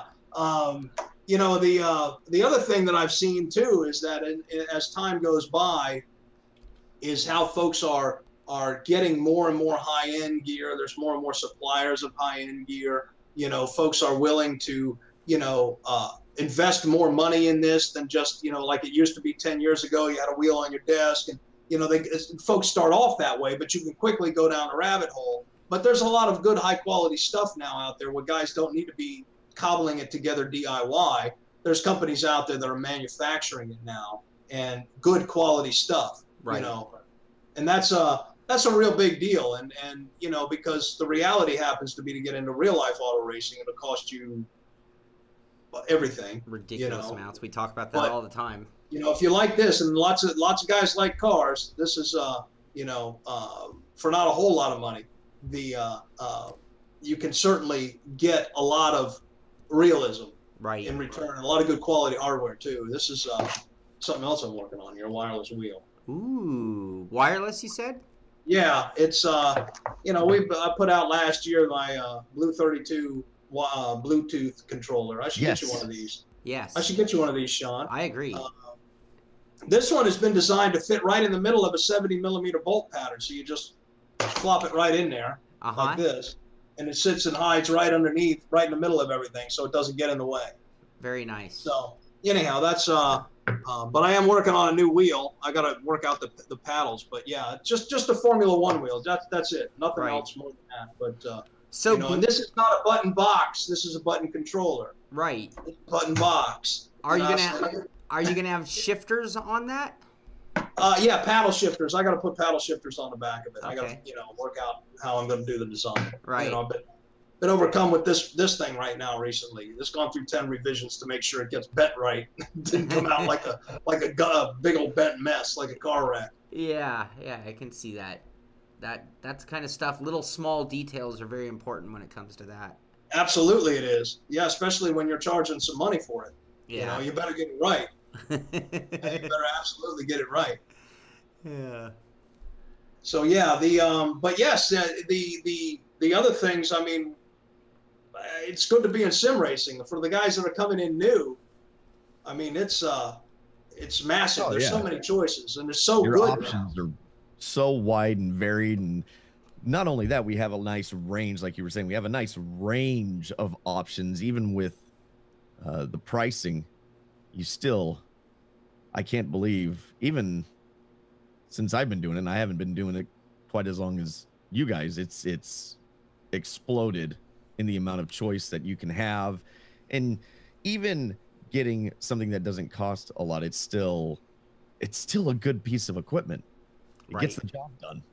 Well, sure. and you think of the time when a $300 set of pedals was like a tremendous upgrade, and then it became $600, and now you see $1,500 pedals, and sure, that's expensive, but I don't know if the word obscene can be used as pricing, because it's become the norm for so many drivers now to be spending good amount of money. The nice thing about sim racing, I think, that makes us different than, we use Fortnite as our example. I think we have our average sim racer is still older than the average gamer by a pretty good margin. And sure. So and a good majority of us come from techie type company, jobs that pay well, honestly. And so I think that not only are we older, not only are we maybe more a little educated, but we're more high tech. So spending the money for our hobby isn't that big of a deal. And sim racing is still cheap. I mean, if you ever have done anything else hobby wise, I mean, golf makes sim racing seem like a poor man's game. RC planes makes sim racing seem like a poor man's game. Bicycles, a modern Tour de France level bike is $15,000 for a bicycle. So sim racing is still very reasonably priced when you consider the amount of hours you can do it. Because anything else I just named, you do have restrictions. And, it's kind of hard to fly an RC at night. It's kind of hard to golf at night. It's kind of hard to ride a bicycle at night safely. It's a lot more dangerous. Yeah, and here we are with our bang for the buck sport, where it is 9 days a week, 33 hours a day is our possibility, right? Let me ask you guys. Even then, for folks that are, I try to keep everything economical. I mean, there's enough stuff out there to appeal to anybody based on their own situation, what they think is right for themselves. You can get, if you want to be economical, there's great components out there for economical. If you want to, the sky's the limit, there's great components out there, and there's stuff right in between of all that too. Sure. And that's the nice thing about it, is that it's not, it's not a pastime or an activity that requires somebody to plop down thousands of dollars to get into. Yep. You can do it on a decent computer with a decent wheel. I mean, a lot of guys buy used stuff too. I know they buy a lot of my stuff used. Right. You know, and they, you know, you can pick it up and get going for not a lot of money. Yep. And we show like a lot of, whenever I see like an Alien, you know, one of these guys in the esport level, you know, 9 times out of 10, they're on a single monitor, maybe a G29 or a T300. You know, they're not, you know, going after the money element of this. We've seen a huge evolution in parts, as we've discussed here. What about on the talent level? Have you guys, I mean, so I mentioned this on the show the other day, and I think, am I getting slower, or is the whole world getting faster? Because it seems to me like there's been a really huge increase in talent in sim racing in like even the last 12 months, maybe 24 months, certainly within the last 3 or 4 years. Do you guys see it that way, or am I just getting slower? Take it away, Derek. I like to say that I'm twice as old as I used to be, but half as fast. So, you know, I mean, I'm 52, so I think I'm getting slower, you know. But yes, I think that you're probably observing things that are accurate, because we're seeing a lot more guys come into it, you know, especially the younger guys. And the younger guys are just better because they're younger, right, you know, in general. You know, but we're seeing a lot of folks come in, and, you know, it's amazing, the talent.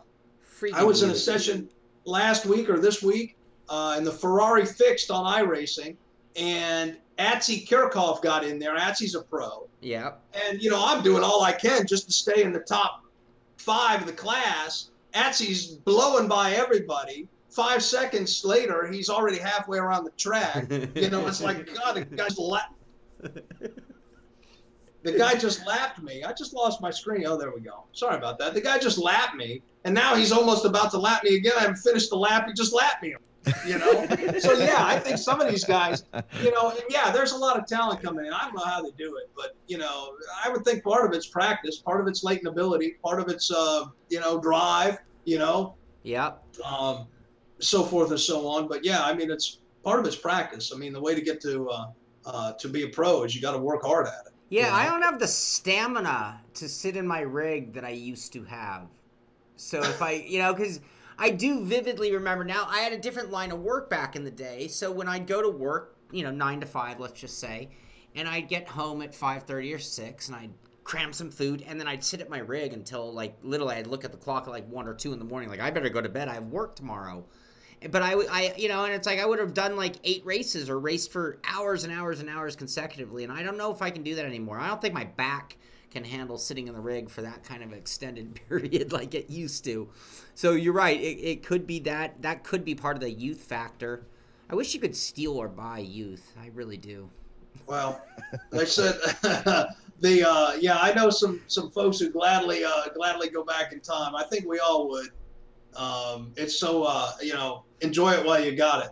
But, yeah, you know, we can enjoy it now. You know, that's the thing. I mean, we still have activities that we can do. And like you said, a lot of folks are older.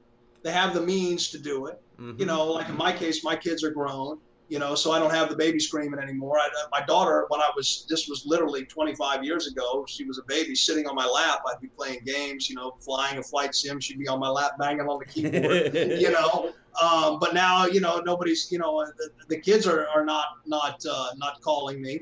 But, you know, so that being said, it's you know, you got the time, but, you know, and you have the means now too. So it's, yeah, maybe the old bod doesn't go as far, maybe not as fast, but, you know, you can come back to it at least. But check out my direct drive wheel. Yeah, I got a great wheel, a great shifter, and all sorts of goodies. Yep. And a button box with a DSD track boss. That's right. Now, leave a comment in the video. Comment on the video, and that could be yours. I will be sending out a notice to one lucky. I guess you need to be subscribed, because I'll pick a name out of the chat. So I think you'd need to be. Actually, I don't know if you need to be subscribed. You need to have a YouTube account to make chat. So I think that's all you need. I like Danny says DSD button box. Just press to get your youth back. I love it. I'll leave a comment for him right now. You know, That's funny. You know, one of the things is Billy's shirt is indicative of this. I think this is something lacking from iRacing and the old Trans Am cars. I would love to see those old cars. Man, that would be cool. Like the GTR Revolution, or whatever that was.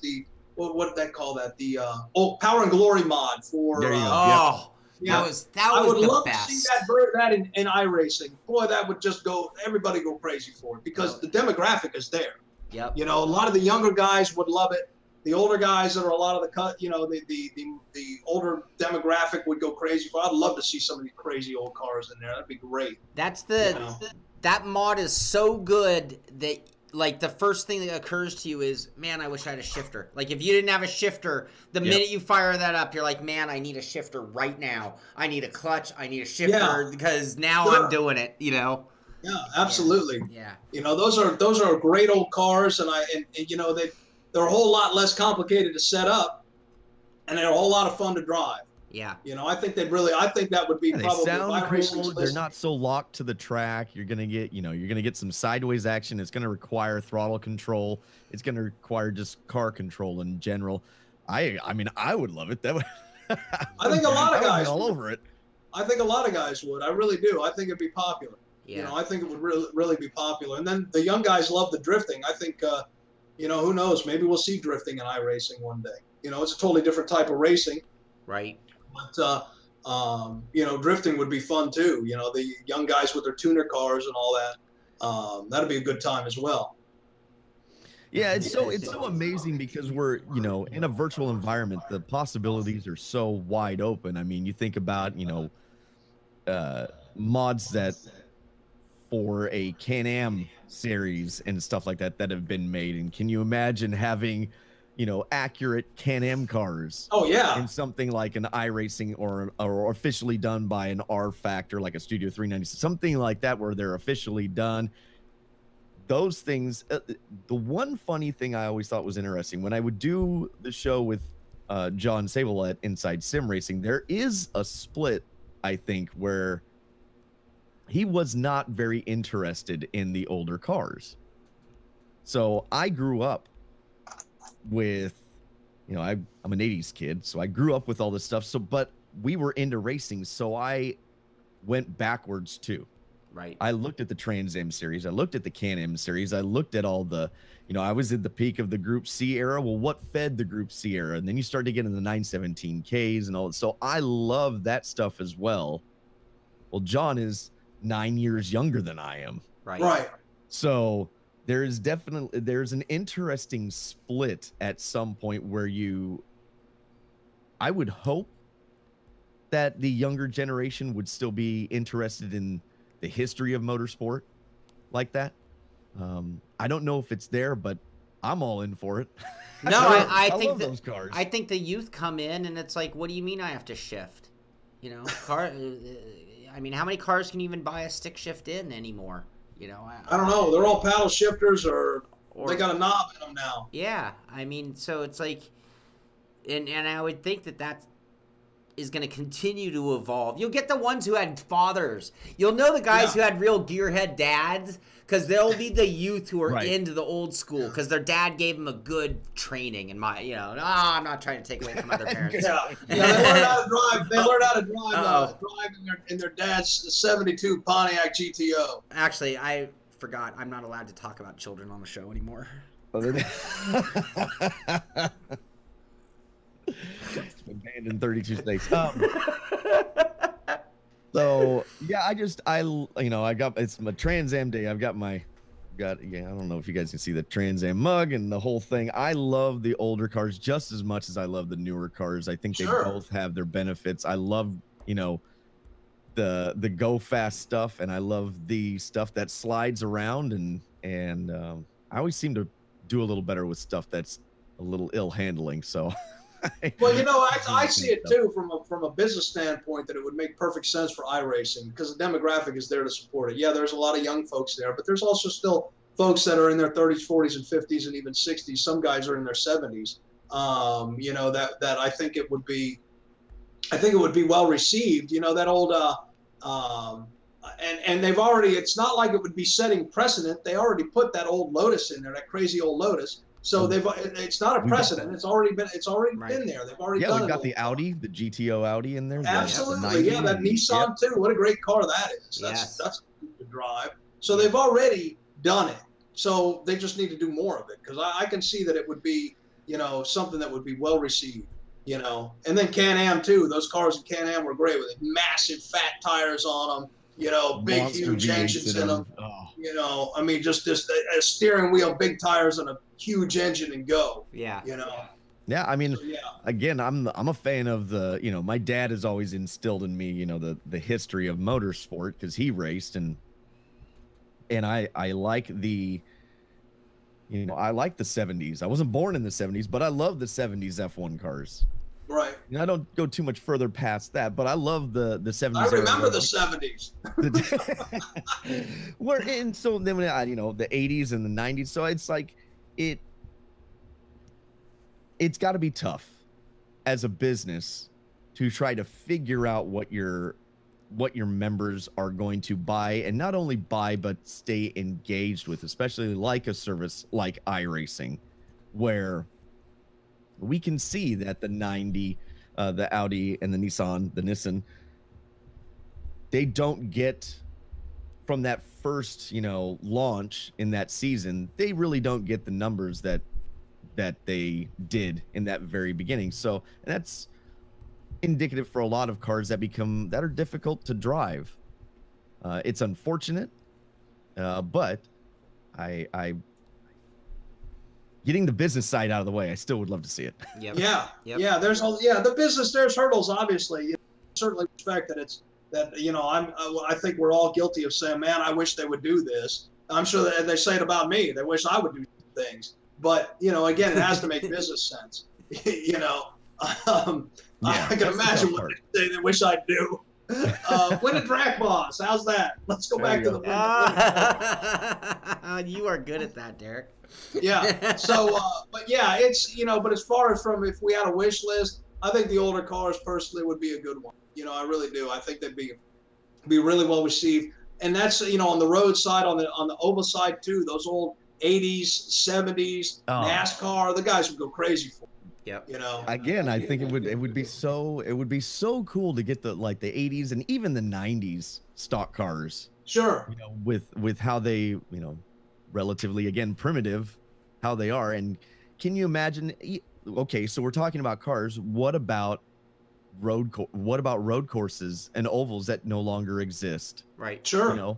Stuff like that, where, again, I can't imagine the business sense that would make. But it sure would be cool, and it sure would be a good gateway for maybe a younger audience to learn about the motorsport, especially in something like an iRacing, where if you're running a series and you incorporate one of those older tracks in there, or you have a series with the older cars, and they get to learn what made that track, what made Riverside awesome.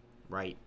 What made the old configuration of it used to be the Osterreich ring, now it's the Red Bull ring, but what made the Osterreich ring? Why did they ban that circuit? Why did they have to make the changes that they did? Well, Hockenheim ring, that's another one. That track's no longer there. But it wouldn't be a precedent again, because they've already had the USA Motor Speedway over in Lakeland. That track is long gone. I was just going to say, with the tracks that are no longer around. With the rate of closures of ovals in America, I think iRacing will get there, but not by planning. I think that they, there's also a big call for street courses here in the spring. We have at St. Petersburg, we have the road course. I'd love to see my hometown here come in as far as a road course. That'd be great. Race around downtown St. Pete. That'd be great. Yeah. Finish Long Beach. Finish Long Beach. Finish Long Beach. Yeah, people are talking about AC, and the great thing about AC is there's a lot of good quality mods that bring up those cars. There's a Trans Am there. We're talking about the old Trans Am cars. There's an old Trans Am mod that's really fun. The Riverside, John's talking about the Riverside mod. Yeah. So that Riverside's really cool. Right, and I think that's what kind of almost gives you I wish it could be an iRacing kind of thing, because you see it in AC and it's done really well. It's like, God, wouldn't that be cool to have it in blank? And Well, you know, those types of things are cool to think about. When iRacing released the Pro trucks, I'm like, okay, they couldn't have gone and scanned that track. Like, I don't even know if those track, or it wouldn't matter if they did because it's dirt. So whatever you scan down to your millimeter will be different tomorrow morning. I believe they did scan those tracks, but yes, I know what you're saying. And it's like, so as soon as iRacing can break the mold on just a couple little things, it opens the door for them to then be like, okay, well, what about old school Kyalami, you know, which they could take over from Grand Prix Legends, which is their asset, you know, update it, give it the iRacing flair, and all of a sudden we have some historic stuff. Well, it's just like North Wilkesboro, right? That was in one of their very first iterations of NASCAR stuff. So it's, you know, it's that kind of stuff. Again, I'm sure it doesn't make a whole lot of business sense. I've run 3 businesses, like I get it, but at the same point, it's kind of like, man, I really wish I could have some of that. Well, stuff some things I think they should spend more time on instead of saying no, that'll never work, and instead take the attitude of how do we make that work? How do we make it make sense? I think you know and I don't want to say this because I don't like making this wholesale statement, but you know, there's a perception that you know that they're not entirely. I don't know.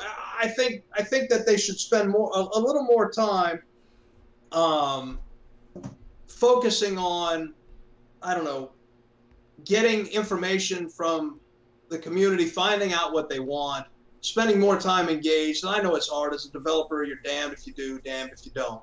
Right. But you know, a lot of us are in the dark on what's going on. But I think that I don't know. I would like to see some ideas really get considered. You know, for example, the flashing lights, you know, they'd say it's a joke, you know, the flashing lights in iRacing. I spent 4 years bumping that thread up to the top, finally, before they implemented flashing headlights. A simple thing like flashing headlights, you know. Now I want brighter brake lights in VR because you can't see them. But it's like, you know, are you really listening? You know, are you, you know, and I don't know. I think that they, and believe me, I'm not going to presume that I know how to run iRacing because I don't, and they've got a bazillion customers out there, and they do a fantastic job. I think that, I don't know, I feel kind of sometimes like you're in the dark. We don't know exactly what's happening. Not like we have any right to know, but it'd be good if they did tell us. Right. You know, you contrast that with the sword. What's that? It's a catch-22 because then if they tell everybody, you know, then it's like, when is it coming? When is it coming? When is it coming? You guys said it was coming. Oh, well, we had to cancel it because we ran into some technical problem, and then everybody gets angry. So I was just joking yesterday. I'm still waiting on the Super GT mod or Super GT cars to come. Remember them? However many years ago. Yep. You know, that'd be so cool. Tim just said scan tracks are highly overrated. I could argue both sides of this. What do you guys? Is it essential that a track be laser scanned to the millimeter, giving us that accuracy and the authenticity for it to? I mean, is that critical, or how close do we have to be to where it's like, that's good enough? I think it depends on the environment. If I am somebody that values the authenticity of something, and maybe I do a lot of hot lapping, maybe I do a lot of offline racing, and I want everything. Maybe I'm a nuts and bolts person. Like, I like knowing that the thing that I'm purchasing, well, and they let you know by they charge quite a bit for it. If I'm that person, then that's what I want. I want it to be absolutely all the elevation changes, right down to any little bump in the road. That can sell it, because I watched that interview they did with Steve with Dale Jr. and Steve Letarte, and they talked about an IndyCar driver, and he's leaving the pit road, and there's a bump that they got. I was there for the day. This was Justin Wilson. Never seen. Yes, Justin Wilson. And you would never know that. I was there on that day. This actually happened in Sonoma during the IndyCar race at Sonoma. And Justin Wilson jumped into iRacing and drove at Indy. And there's a bump when you come off a pit lane at Indy that gets rookie drivers because it'll spin your car. and he hit that bump and he erupted in laughter. And it was because he's like, oh my God, that is exactly where that bump is. And it was like, you could see how important and critical to the gaming experience that moment was, because it made it authentic. It's like, that really is Indy. And if you're a driver at Indy, that is one of the iconic to the driver. Maybe not to the news, maybe not to the media, maybe not to the fans even, but to a driver at Indy, that is a critical element of that track. And that would only come through laser scanning or having a really knowledgeable driver consulting you on your non-laser scan track. So my point being here is, if you're into that, I understand how important that is. I value that kind of stuff. Like, I like knowing. But if you were to tell me one's laser scanned, right, and then you had the same information, but there may be things that are just a hair off, like it's not millimeter perfect, right? And I'm driving it personally, if I've never been on the track, then I don't know the difference. And even more so when I'm in a competitive environment, because here's the dirt racer in me. Everybody's got to run on the same track. So I don't care anymore. At that point, if I'm in a competitive environment, it doesn't matter. Everybody's got to run on the same surface. So it's irrelevant. Now, for my own experience, do I want a more authentic experience? Sure, I do. I want it just like we want our cars. We want the cars to give us what we believe the idea it is to drive that car in the real world. That's what we're looking for. And the same thing comes with the tracks. We want the idea. When we watch it on TV, or if we've stood in the grandstands at the track, sat in the grandstands at the track, we want that same idea. Oh, you would never know that Laguna Seca actually is ridiculously, that's a huge drop, but you don't know that unless you've been there. Right. Even TV doesn't really do it justice. So there's all these qualifiers that go along with how authentic of an experience you want. And I think it's the dichotomy between racing in a sim, being competitive, and then sim racing. We've talked about it before. It's almost two different things. So that's kind of how I view it. And I think you and I have said that on the show, talking about the cars. We've just never taken it to the track. So in my opinion, like, the Global MX-5 on iRacing might be one of the best or closest one-to-one sim to real life cars from drivers that have driven that car in real life and driven the sim. I've heard that Global MX-5 is like pretty right on, like the power, the weight, the way it transfers the weight, the shifting points, the braking points, and it's but it's still not an MX-5, right? It's still not really a Global MX-5. It's as good a recreation as you could possibly make, maybe, but it's not. It might as well be called a Geos Torino.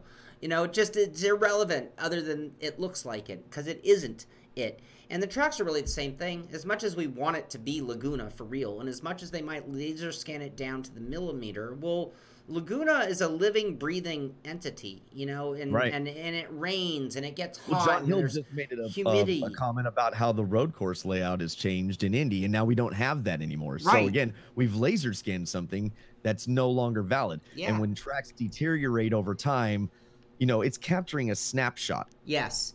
And like California Speedway. So I drove California Speedway when they first built it, and I drove California Speedway about 8 years after it living in the desert. And that road course section is miserable now, like almost getting to the point of undrivable. Mm-hmm. It's so rough and rutted and yeah, we had a road racing track in Nevada that was like that. It just got hammered, washboards and everything. Yeah. And so yet our scan, even though it might be able to fluctuate with temperature and humidity and things like that, but it can't age. It can't evolve.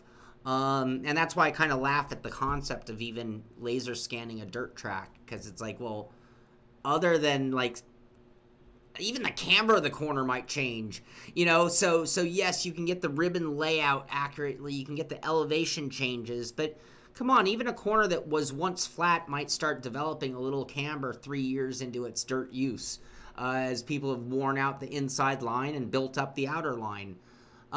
So yeah, I think that now for me, when you get to non-laser scan tracks, and Tim, maybe you and I disagree on this one, but I have found that most non-laser scan tracks feel too sterile. and feel just flat, like they're built in ice.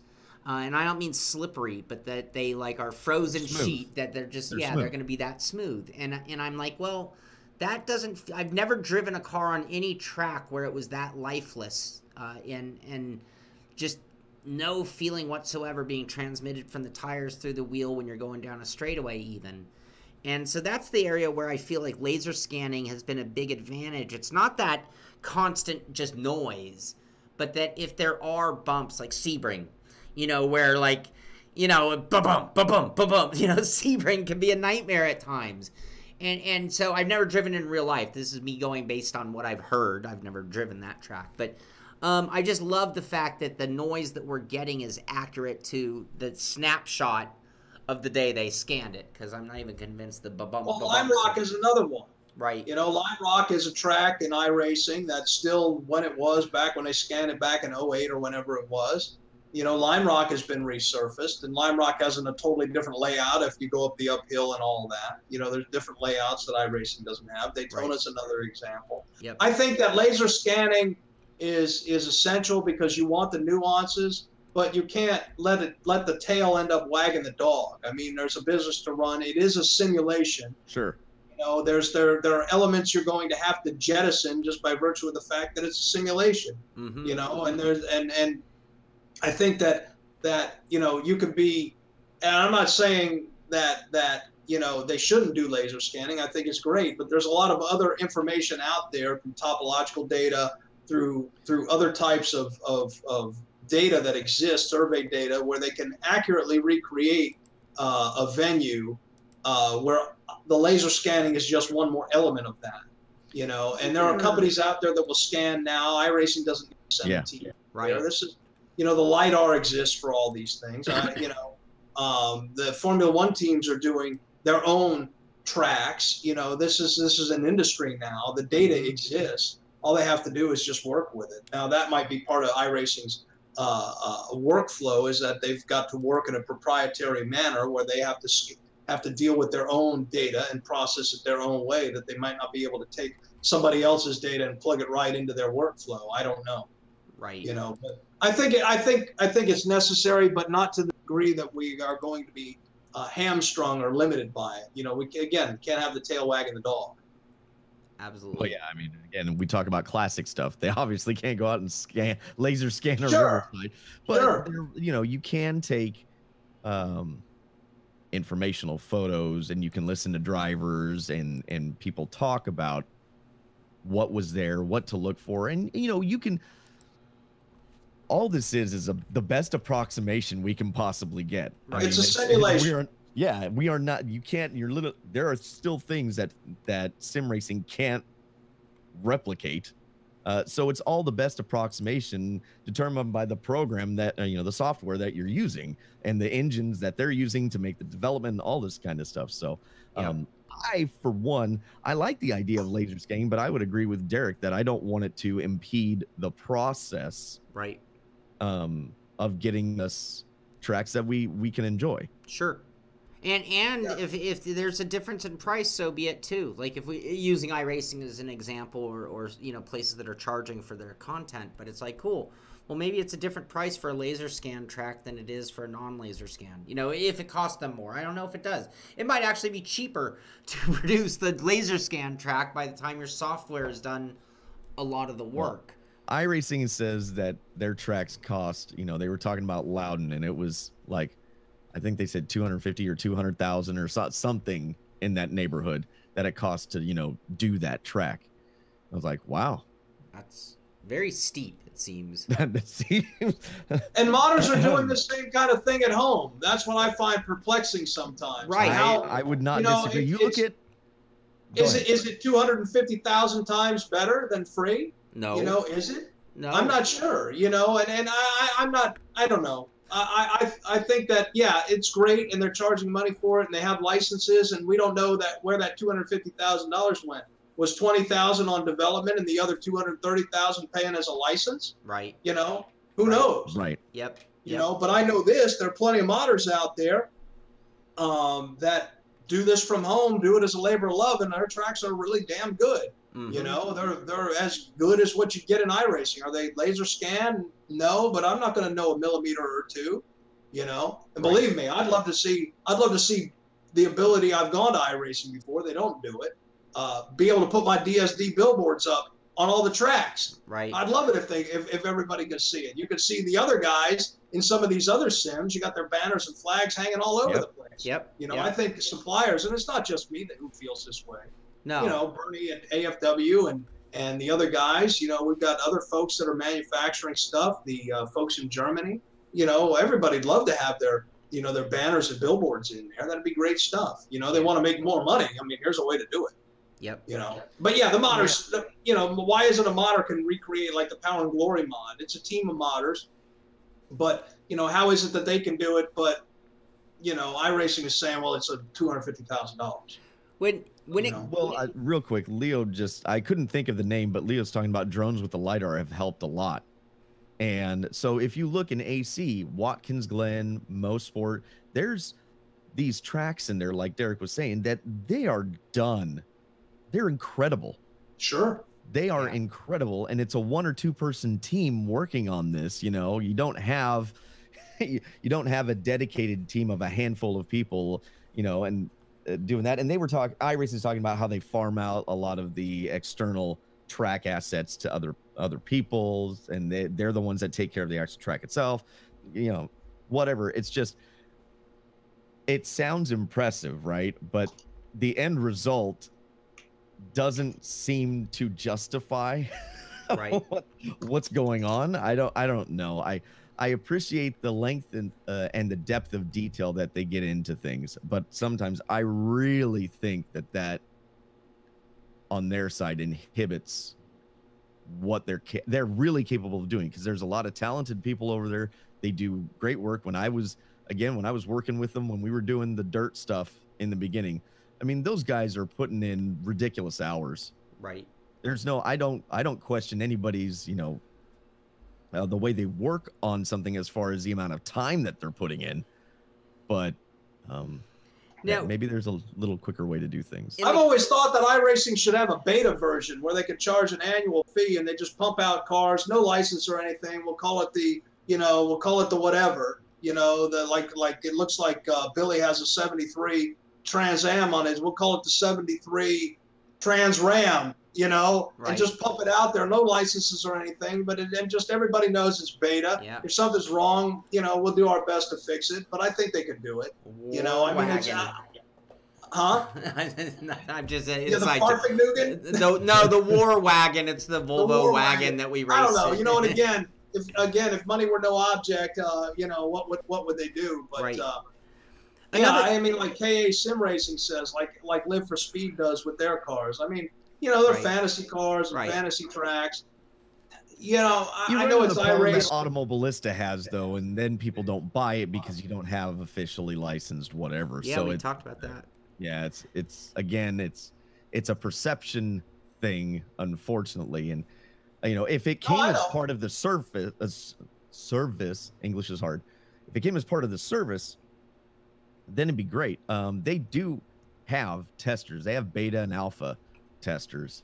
And sometimes I don't know if that is a good thing. Because I can say this, you know, that I think much more needs to be done with testing. I personally feel that way, and trust me when I make that comment that I do believe that they should. I think that they need a more comprehensive testing program in iRacing. You know, I really do, and my perspective is informed. You know, I really do think that they should spend some more time focusing on the testing, and make it more formal than what it currently may be. Mm-hmm. You know, and it's important that were the case. And they can also they got all sorts of data too. They generate every time somebody gets in a car and goes on the track. They know exactly what's going on. They can harvest terabytes, petabytes of data if they want it. Getting back to the laser scan topic, another thing that I think is maybe not covered in this discussion is what's actually off the track. So we talked about the ribbon or the layout of the track itself, but you think of somewhere like a Road Atlanta, where coming up the hill, you might literally use a tree as a lineup point for setting up a corner or turn-in point. And so a lot of times it goes beyond the track surface. So depending on who, like in the case of iRacing, I know their scanner is picking up not just the track, but the buildings, the markers, the trees. And then it's a matter of, and this is part of the problem with Long Beach, was that there was so much clutter on and off the track, on the infield, with so many different weird grandstands and pop-up buildings and whatnot, that they had like this garbage. It wasn't very clear. Versus most tracks, you have your main building, you know, maybe a grandstand, and it's kind of a couple of fixed things that are easily identifiable on their scan. But it also needs to include important markers, you know, in a lot of games, and even iRacing, you know, you're outside the track is often a very generic thing. But, you know, in the grand scheme of things, and we talked about VR and the whole picture and the whole being immersed and the whole reality of it all, you know, if you're at Laguna, you know, I know Laguna really well. I'm going to be there this month. Can't wait. But if you know Laguna really well, you kind of know the outer hills as well. So that when you're at a track looking at a certain angle, it extends beyond just that fence at the end of the track. You know, your entire view and perception of the area. So now I've gone beyond the laser scan with that. But, I mean, I think that 30 meters off where you might be using a building, or maybe it's a particular marker, a particular wall that people use for a turn-in point. You know, when I run it at Button Willow, there's, you know, a blind corner. And I mean, it's like you go up and over, and you don't know where you're going, and you have to line everything up off of things that have nothing to do with the road surface itself. Well, the great big tree at VIR, didn't they cut that down or something? Yes, and it pissed people off, right? Oh, of course it did. Of course it did. One thing I always thought was interesting is every road course track that I've raced on in real life has apexing cones. Right. Because it's not a professional, you know, it's not a professional event. Like you know, they remove them for professional events.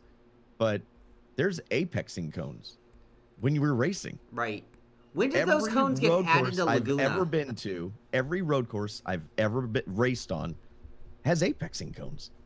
So, and then there's like a couple places where, you know, they're blind corners. They will have those tall cones denoting where the actual corner is going to start and where the edge of the corner is.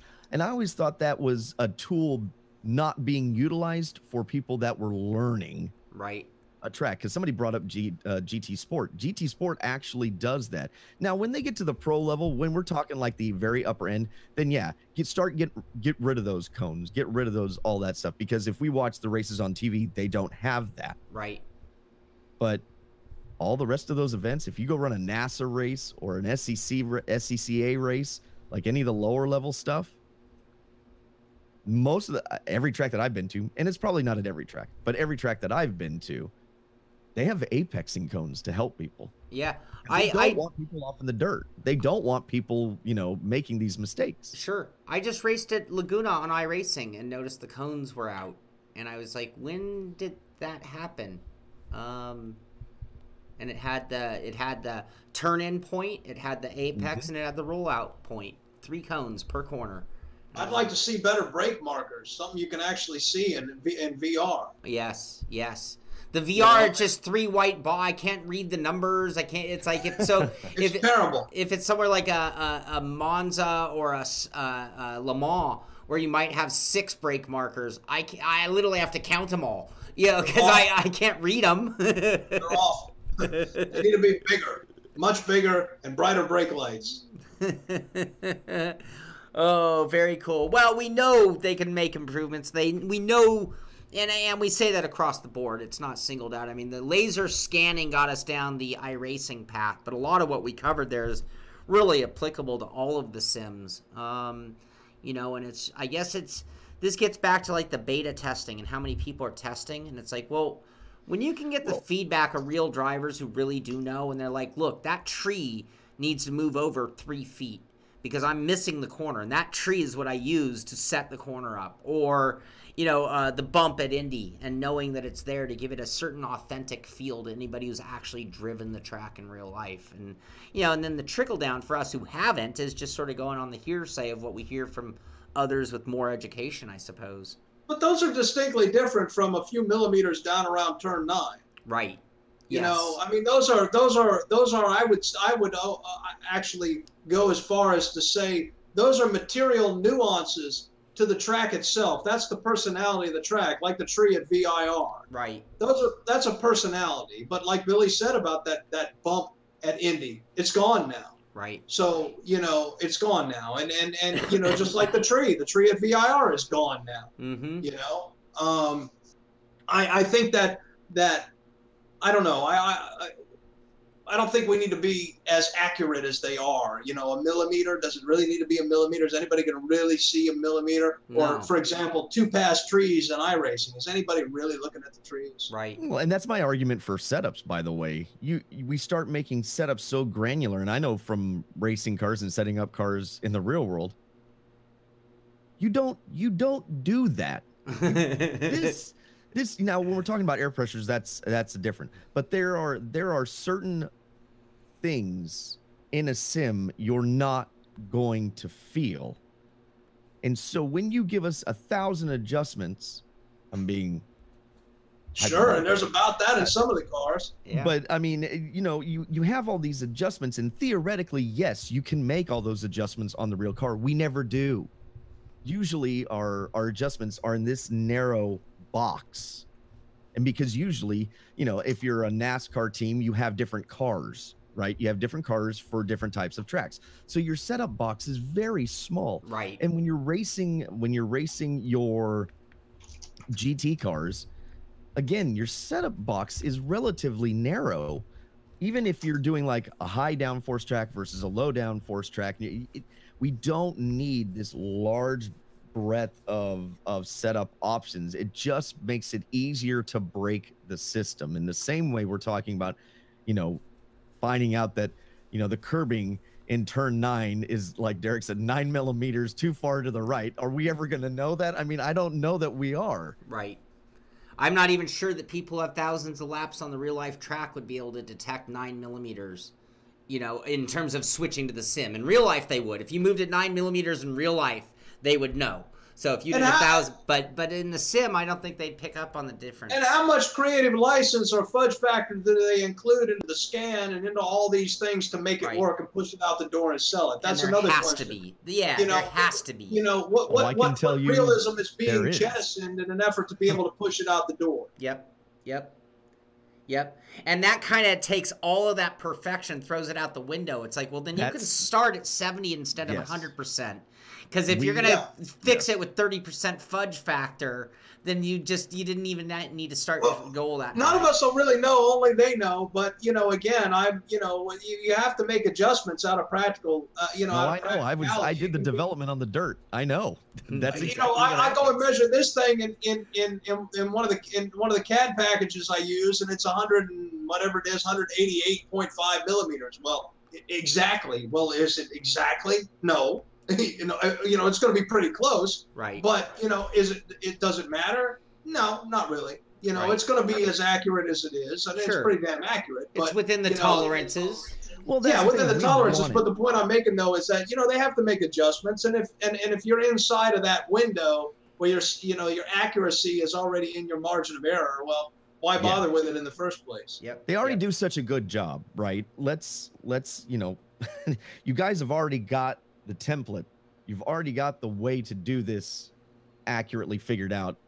Let's figure out another process to incorporate your accuracy with a little more streamlining. Yep.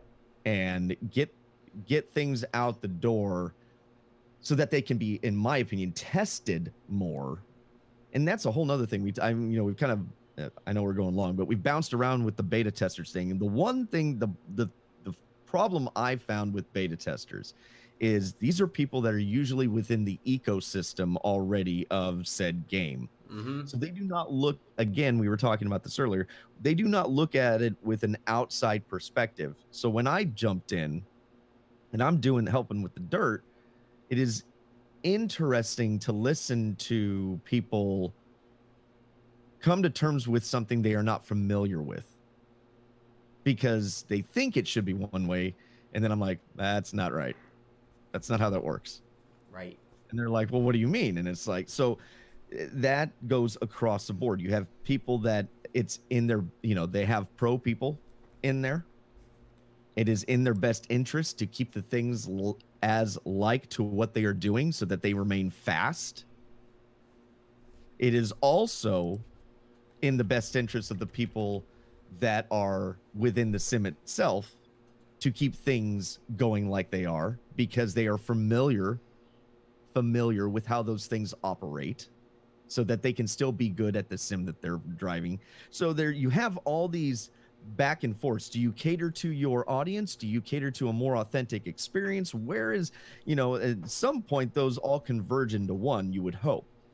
But often what I've witnessed is a split and a division where you have to make the call. Which side of the line are you jumping on? Are you siding on the line that, well, even though it's not as realistic as the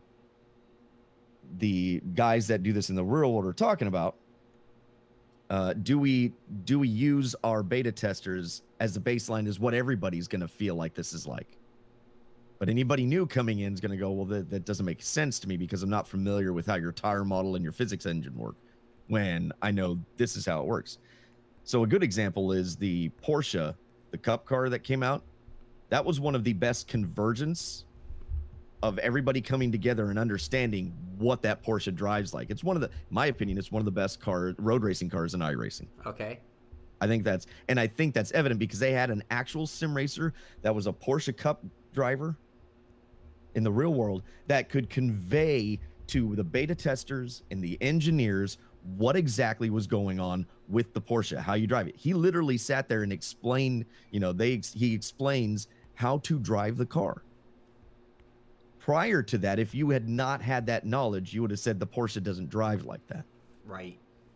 But with him backing it up, and then everybody kind of wraps their head around it, to me, it produces one of the best cars for road racing in that sim. And so what we struggled with the dirt was a lot of unknowns, and then myself, Christopher Bell, Larson, a couple other guys that were familiar with running dirt. It's really hard to get people to wrap their head around that stuff. Mm-hmm. So beta testers are great, and they can also be really bad. Because right. I think sometimes they push them down a direction that they shouldn't be going. Yeah. Well, then possibly some could make the argument that they're also launching, it could be personal agendas that are involved in things, to keep things as they have it, so they can maintain whatever. But yes, I agree. I agree with Billy that, the point in what he said, or at least that I'm pulling out of it, is that you got to have people that actually know what it is that you're simulating, that have used the real thing to guide you on how to model the simulated version of it. For example, in flight sims, they have pilots of the aircraft fly them to say, yeah, this flies like an F-86. This flies like an F-15. This flies like a 747. Yes, instead of having a bunch of people that have never flown one say, right, this is what I think it flies like. Sure. I think is not a simulation of reality. It's nope. An accurate portrayal of it, and I think iRacing should do more of that. They absolutely owe it to the tens of thousands of customers they have to do it that way, and that's why they should have a professional testing regime and a program instead of the ad hoc method that they use now. Sure. Well, and then they get influenced often by longtime sim racers who are this is not an exclusive to iRacing, by the way. Right. I'm not picking on iRacing. Sure. I have just the personal experience where there was a lot of dedicated people. Testers put in a ton of hours trying to get it. Of course. So it's not for lack of effort. Right. All I'm saying is that this is not a specific iRacing problem. I think it's more common than we would understand it to be. Mm-hmm. Yeah, and it's certainly not for the lack of effort, dedication, and time that they invest into it. The folks that are doing it are doing their best, and lots of them have good intentions, you know, and put in lots of time to do it, you know, but you know, unless they've actually driven the P1 Porsche 919, they're never going to understand what it feels like to drive. You know, I mean, they're not, no matter how good it is that they're at sim racing, they're never going to be a 919 driver because they've not done it. You know, they don't have that. And, you know, I think that they should have folks that have that degree of knowledge influence the development of the products. Right. Across the board for all the games, you know, and other companies are doing it. Like I said, you know, flight sims, they have professional pilots that test these things, you know, and make sure that yeah, this flies like we would expect it to fly. Sure. One of the best, sorry, real quick, one of the best, most recent experiences that I've had that's the best is, again, those R Factor 2 tattoo scars. Is I was talking to Marcel, and that is the most information they have ever gotten on cars possible. They got a level of detail and information, talking and then getting all the numbers that they've never had before, and I think it shows. And that probably is what a lot of developers are fighting against, is not getting the access to the cars because of the numbers that they're not allowed to have, that they have to fill in the blanks to. So it's a back and forth. Again, the business model. I don't know how they do it, because I don't know how you straddle that fine line. God love them for being able to do it. Yeah. Yeah, we don't. I mean, they're providing us stuff that we would never be able to experience in the real world. I'm never going to get to drive a GT40 ever. It's never happening. But I can, you know, get an idea of what it is, because these people put in a dedicated amount of hours trying to get these things the best that they possibly can. Sure. And I think that even at their worst efforts, it's still a pretty good representation of that experience to an extent. So even if, you know, a pro driver might come in and say, no, that's all wrong. But yeah, but you know what? Ultimately, certain aspects of that were given in terms of like the geometry of the car itself, you know, the overall weight and handling, and you know, the balance between it, if it's a mid-engine, rear-engine, type of horsepower, type of sound, type of look. I mean, I think that even on the worst end, we still get good representation. It's just at times, you know, and Dave says sometimes, you know, you get two Porsche drivers and one might say it handles great, the other says it might stink. And it's like, well, then you have to come back to do they sim race? Right. Do they sim race? Because they kind of need to be both. And then even in the sim racing, let's say they both were, but if one of them came from being a long-time Assetto Corsa Kunos driver, and the other came from being a long-time iRacing driver, they might even differ on opinion there. Because again, if you're just like, if you're a papyrus guy, you just accept slippery ass physics, you know, and yet if you come from anywhere else, you're like, well, a GT3 is stuck to the ground like glue. And you're like, not if you're an iRacer, you know. But so yeah, I think that you can still get differences, but that in general we're in the right path. But it is nice when you get that feedback that does take it that one step closer. When you get real dirt guys giving you a feedback on exactly when and how that car breaks loose, you know, versus just some guy like me who's like, well, I don't know, I kind of rode a dirt bike as a kid. Yeah, I think it kind of should pivot around like that, you know. It needs to be in the ballpark. So awesome. Anything else in your guys' mind? I think we're good. 2.5 hours. Oh yeah, marathon. I've been through my list. Derek, I appreciate Derek being here. It's been a great conversation. So thanks for having me on the show. Yeah, it's been great. It's been a lot of fun, and thanks for everybody who showed up in the chat and all the likes. Like, subscribe, and leave a comment to win DSD trackballs. I'm bringing that up right now. So here we're looking at DerekSpearDesign.com, designs.com, and the Track Boss, which is one of the best.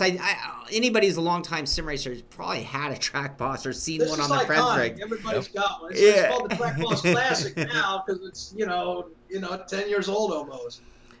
Incredible button box. There's no way you have one of those and you have something unmapped. If you have one of those on your rig, there's not a chance you have something unmapped in the game. So all you have to do is make sure to comment on this video, and Derek and I will convene later and pick a winner, and we'll let you know on next week's show who's getting that. We'll take care of getting that sent out. Beyond that, anything else? You talked about SimuCube. You got that going on at Derek Spear. Anything else you want to talk about, Derek? No, I think I covered it all here. Other than adjustments, that was a topic I talked about earlier this week with some folks. Always give a little time to adjust to things. One of my customers, he was asking me about pedals, and I don't give a lot of advice. There are a lot of pedal options out there, but whatever it is, always allow some time. When you get a new thing in, always allow some time to adjust to it. Yeah. It's a new thing. Yeah, you've got to get acclimated to it. You jump in a pool and it feels cold, right? But 10 minutes later, you're as comfortable as can be. Sure, then you're saying the pool's too hot. Exactly. And, the same thing. You're changing gear. You're changing sims. You're changing disciplines. You got to give it time. Yeah, it requires adjustment. It requires adjustment. Yeah. And as a reviewer, I do the same thing because I actually believe in the placebo effect that you walk in and you get this, immediate thought, oh, this feels like such. I used Assetto Corsa Competizione the other day as the example, 5 minutes in, I thought it was garbage. I was like, oh, wow, this is just not my sim. And 45 minutes later, I'm like, oh, you know what? I'm about ready to start doing a season of this, It's very, very important. Well, it's the same thing with trying new setup, trying new line on the track, absolutely. All that stuff. You've got to give yourself a moment to get acclimated to, and it's just like when you're jumping from sim to sim. If you've been driving, a Papyrus game most of the time, and then you go jump in AC, Project Cars 2, R Factor 2, and you try it for 5 minutes and you say it's the worst thing ever, you probably didn't give yourself long enough, would be my opinion, to give the title a chance. You may still not like it later, but at least you gave yourself the opportunity to come to that conclusion. Absolutely. So what do you have going on this week, Billy? Well, I'm going to try the new tire model for ACC. I've got the live stream 10 a.m. On Sunday. I got my birthday on Tuesday of next week. Woo-hoo! What else do I have going? I'm going to do some more GTR2 stuff. I'm really enjoying that. I can't believe I like how those cars perform as much as I do. I'm having a ton of fun. And then there's a mod that slightly changes the tires just a little. I mean, just a hair. And I still go, okay, yeah, I could see how this feels a little more accurate, but it's still really good. And to me, it's very similar to the base of GTR2. So what they did was they just changed a few things. And I think the slip angles are just changed just a hair in the tire model. And I think they were supposed to slow the cars down. I'm actually running faster with the cars like that than the cars in the original GTR2. So I'm just having fun. I'm really enjoying that sim, kind of experiencing all that it is theoretically for the first time. So right. I'm having fun. Dennis, just to answer your question so everybody else knows, yes, Billy does have a fantastic voice. That is probably why he was chosen to be the iRacing spotter voice for that mod. And in addition to that, yes, he does have his own YouTube channel. You'll probably find the description. In the description, you'll probably find a link, but it's Billy Strange Racing on YouTube. So go check him out. Subscribe to his channel as well. Anything coming up for you this week, Derek? Let's see here. Well, today I'm off to the powder coating shop we use to get these OSW mounting flanges, SimuCube 2 mounting flanges, powder coated in your choice of 7 different colors. And some other parts to get powder coated. Saturday, I think we'll be building circuit boards, building electronics Saturday morning, so that's always fun. It requires a lot of very careful work. Later this week, making sure everybody gets their orders. Awesome. So yeah, and hopefully some sim racing this week. And I really would like to do more time with a Ferrari car in iRacing, and maybe get some time for that. But that's basically it. Work, a little sim racing fun, and more work. Awesome. Well, I want to invite everybody to join us tonight in the Pro 4 trucks on iRacing. 5:30 will be when the room opens up. Go to the hosted section, look for Shaun Cole as the host, or look for SImpit Fun Race. The password, I'm going to give out the password right now, SImpit 2019, And anybody who wants to run with us, we're going to do heat races into A main, B main, and the main feature if we get enough people. Last week, I think we had close to 30, and we ran some heats, but only had to run one main. I'd like to see an A main, B main, so hopefully we'll get a good crowd tonight. That's 5:30 tonight on iRacing. Racing starts at 6. Beyond that, I am gone this entire weekend. I will be away. We are working on the car. So this week I will have no content. Yeah, we're working on it goes by the name Chotus. This is a Lotus Elite. Elite? Yeah, Elite. Elise is cool. Elite is not, right? I think I got that right. The Elise is a cool car. The Elite is not a cool car. So when I say Lotus, everyone's like, oh, a Lotus? I'm like, oh, no. No, not all Lotuses were created equally. But it goes by the name the Chotus. It's the Chevy 350 powered Lotus Elite. And all 4 brakes need to be replaced. So I'm going to be heading down south to work with my friends on the car. And we'll be gone all weekend. So no content out of me until Monday, other than tonight's truck race. And Mitchie will be streaming tomorrow. He has a big event tomorrow that'll be on the main channel here. So that's really it. And then beyond that, I'm just going to keep doing what I'm doing. I've been like just kind of all over the place. I've been a little no direction. I've just been all over. So I'm going to maintain that for another week because it's been fun. But I think that's all I have for today. You guys, that it? We all done? Yeah, I think we're good. Derek. Thanks again, gentlemen. Derek, thank you so much. It's been great to be here. You know, and from so many people, they're seeing and hearing you for the first time. I've known you 10 years, and this is the first time I've seen and heard your voice. I'm pretty reclusive most of the time.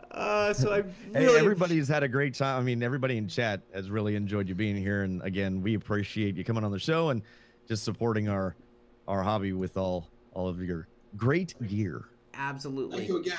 Absolutely. It's been a lot of fun. Thanks to everybody who showed up in the chat. Thanks to all the customers out there. Everybody doing this because it's not. If it weren't for you, we wouldn't be here. Yeah, none of us would be here. None of us would be here. So that's going to do it for today's show. Thank you all for being here. Thank you for watching the show. Thank you for the great comments, and it just made it one of the best shows ever. Be sure to comment, and you could win your very own Track Boss Classic. Just make sure to comment on this video. We'll be picking a winner, and I'll be reaching out to you so you can know who won, and we'll make that announcement on next Friday's show. Get out there, do some racing, but that's going to do it for me, for Billy, for Derek. Been a great show, and we will see you on the track. See you guys.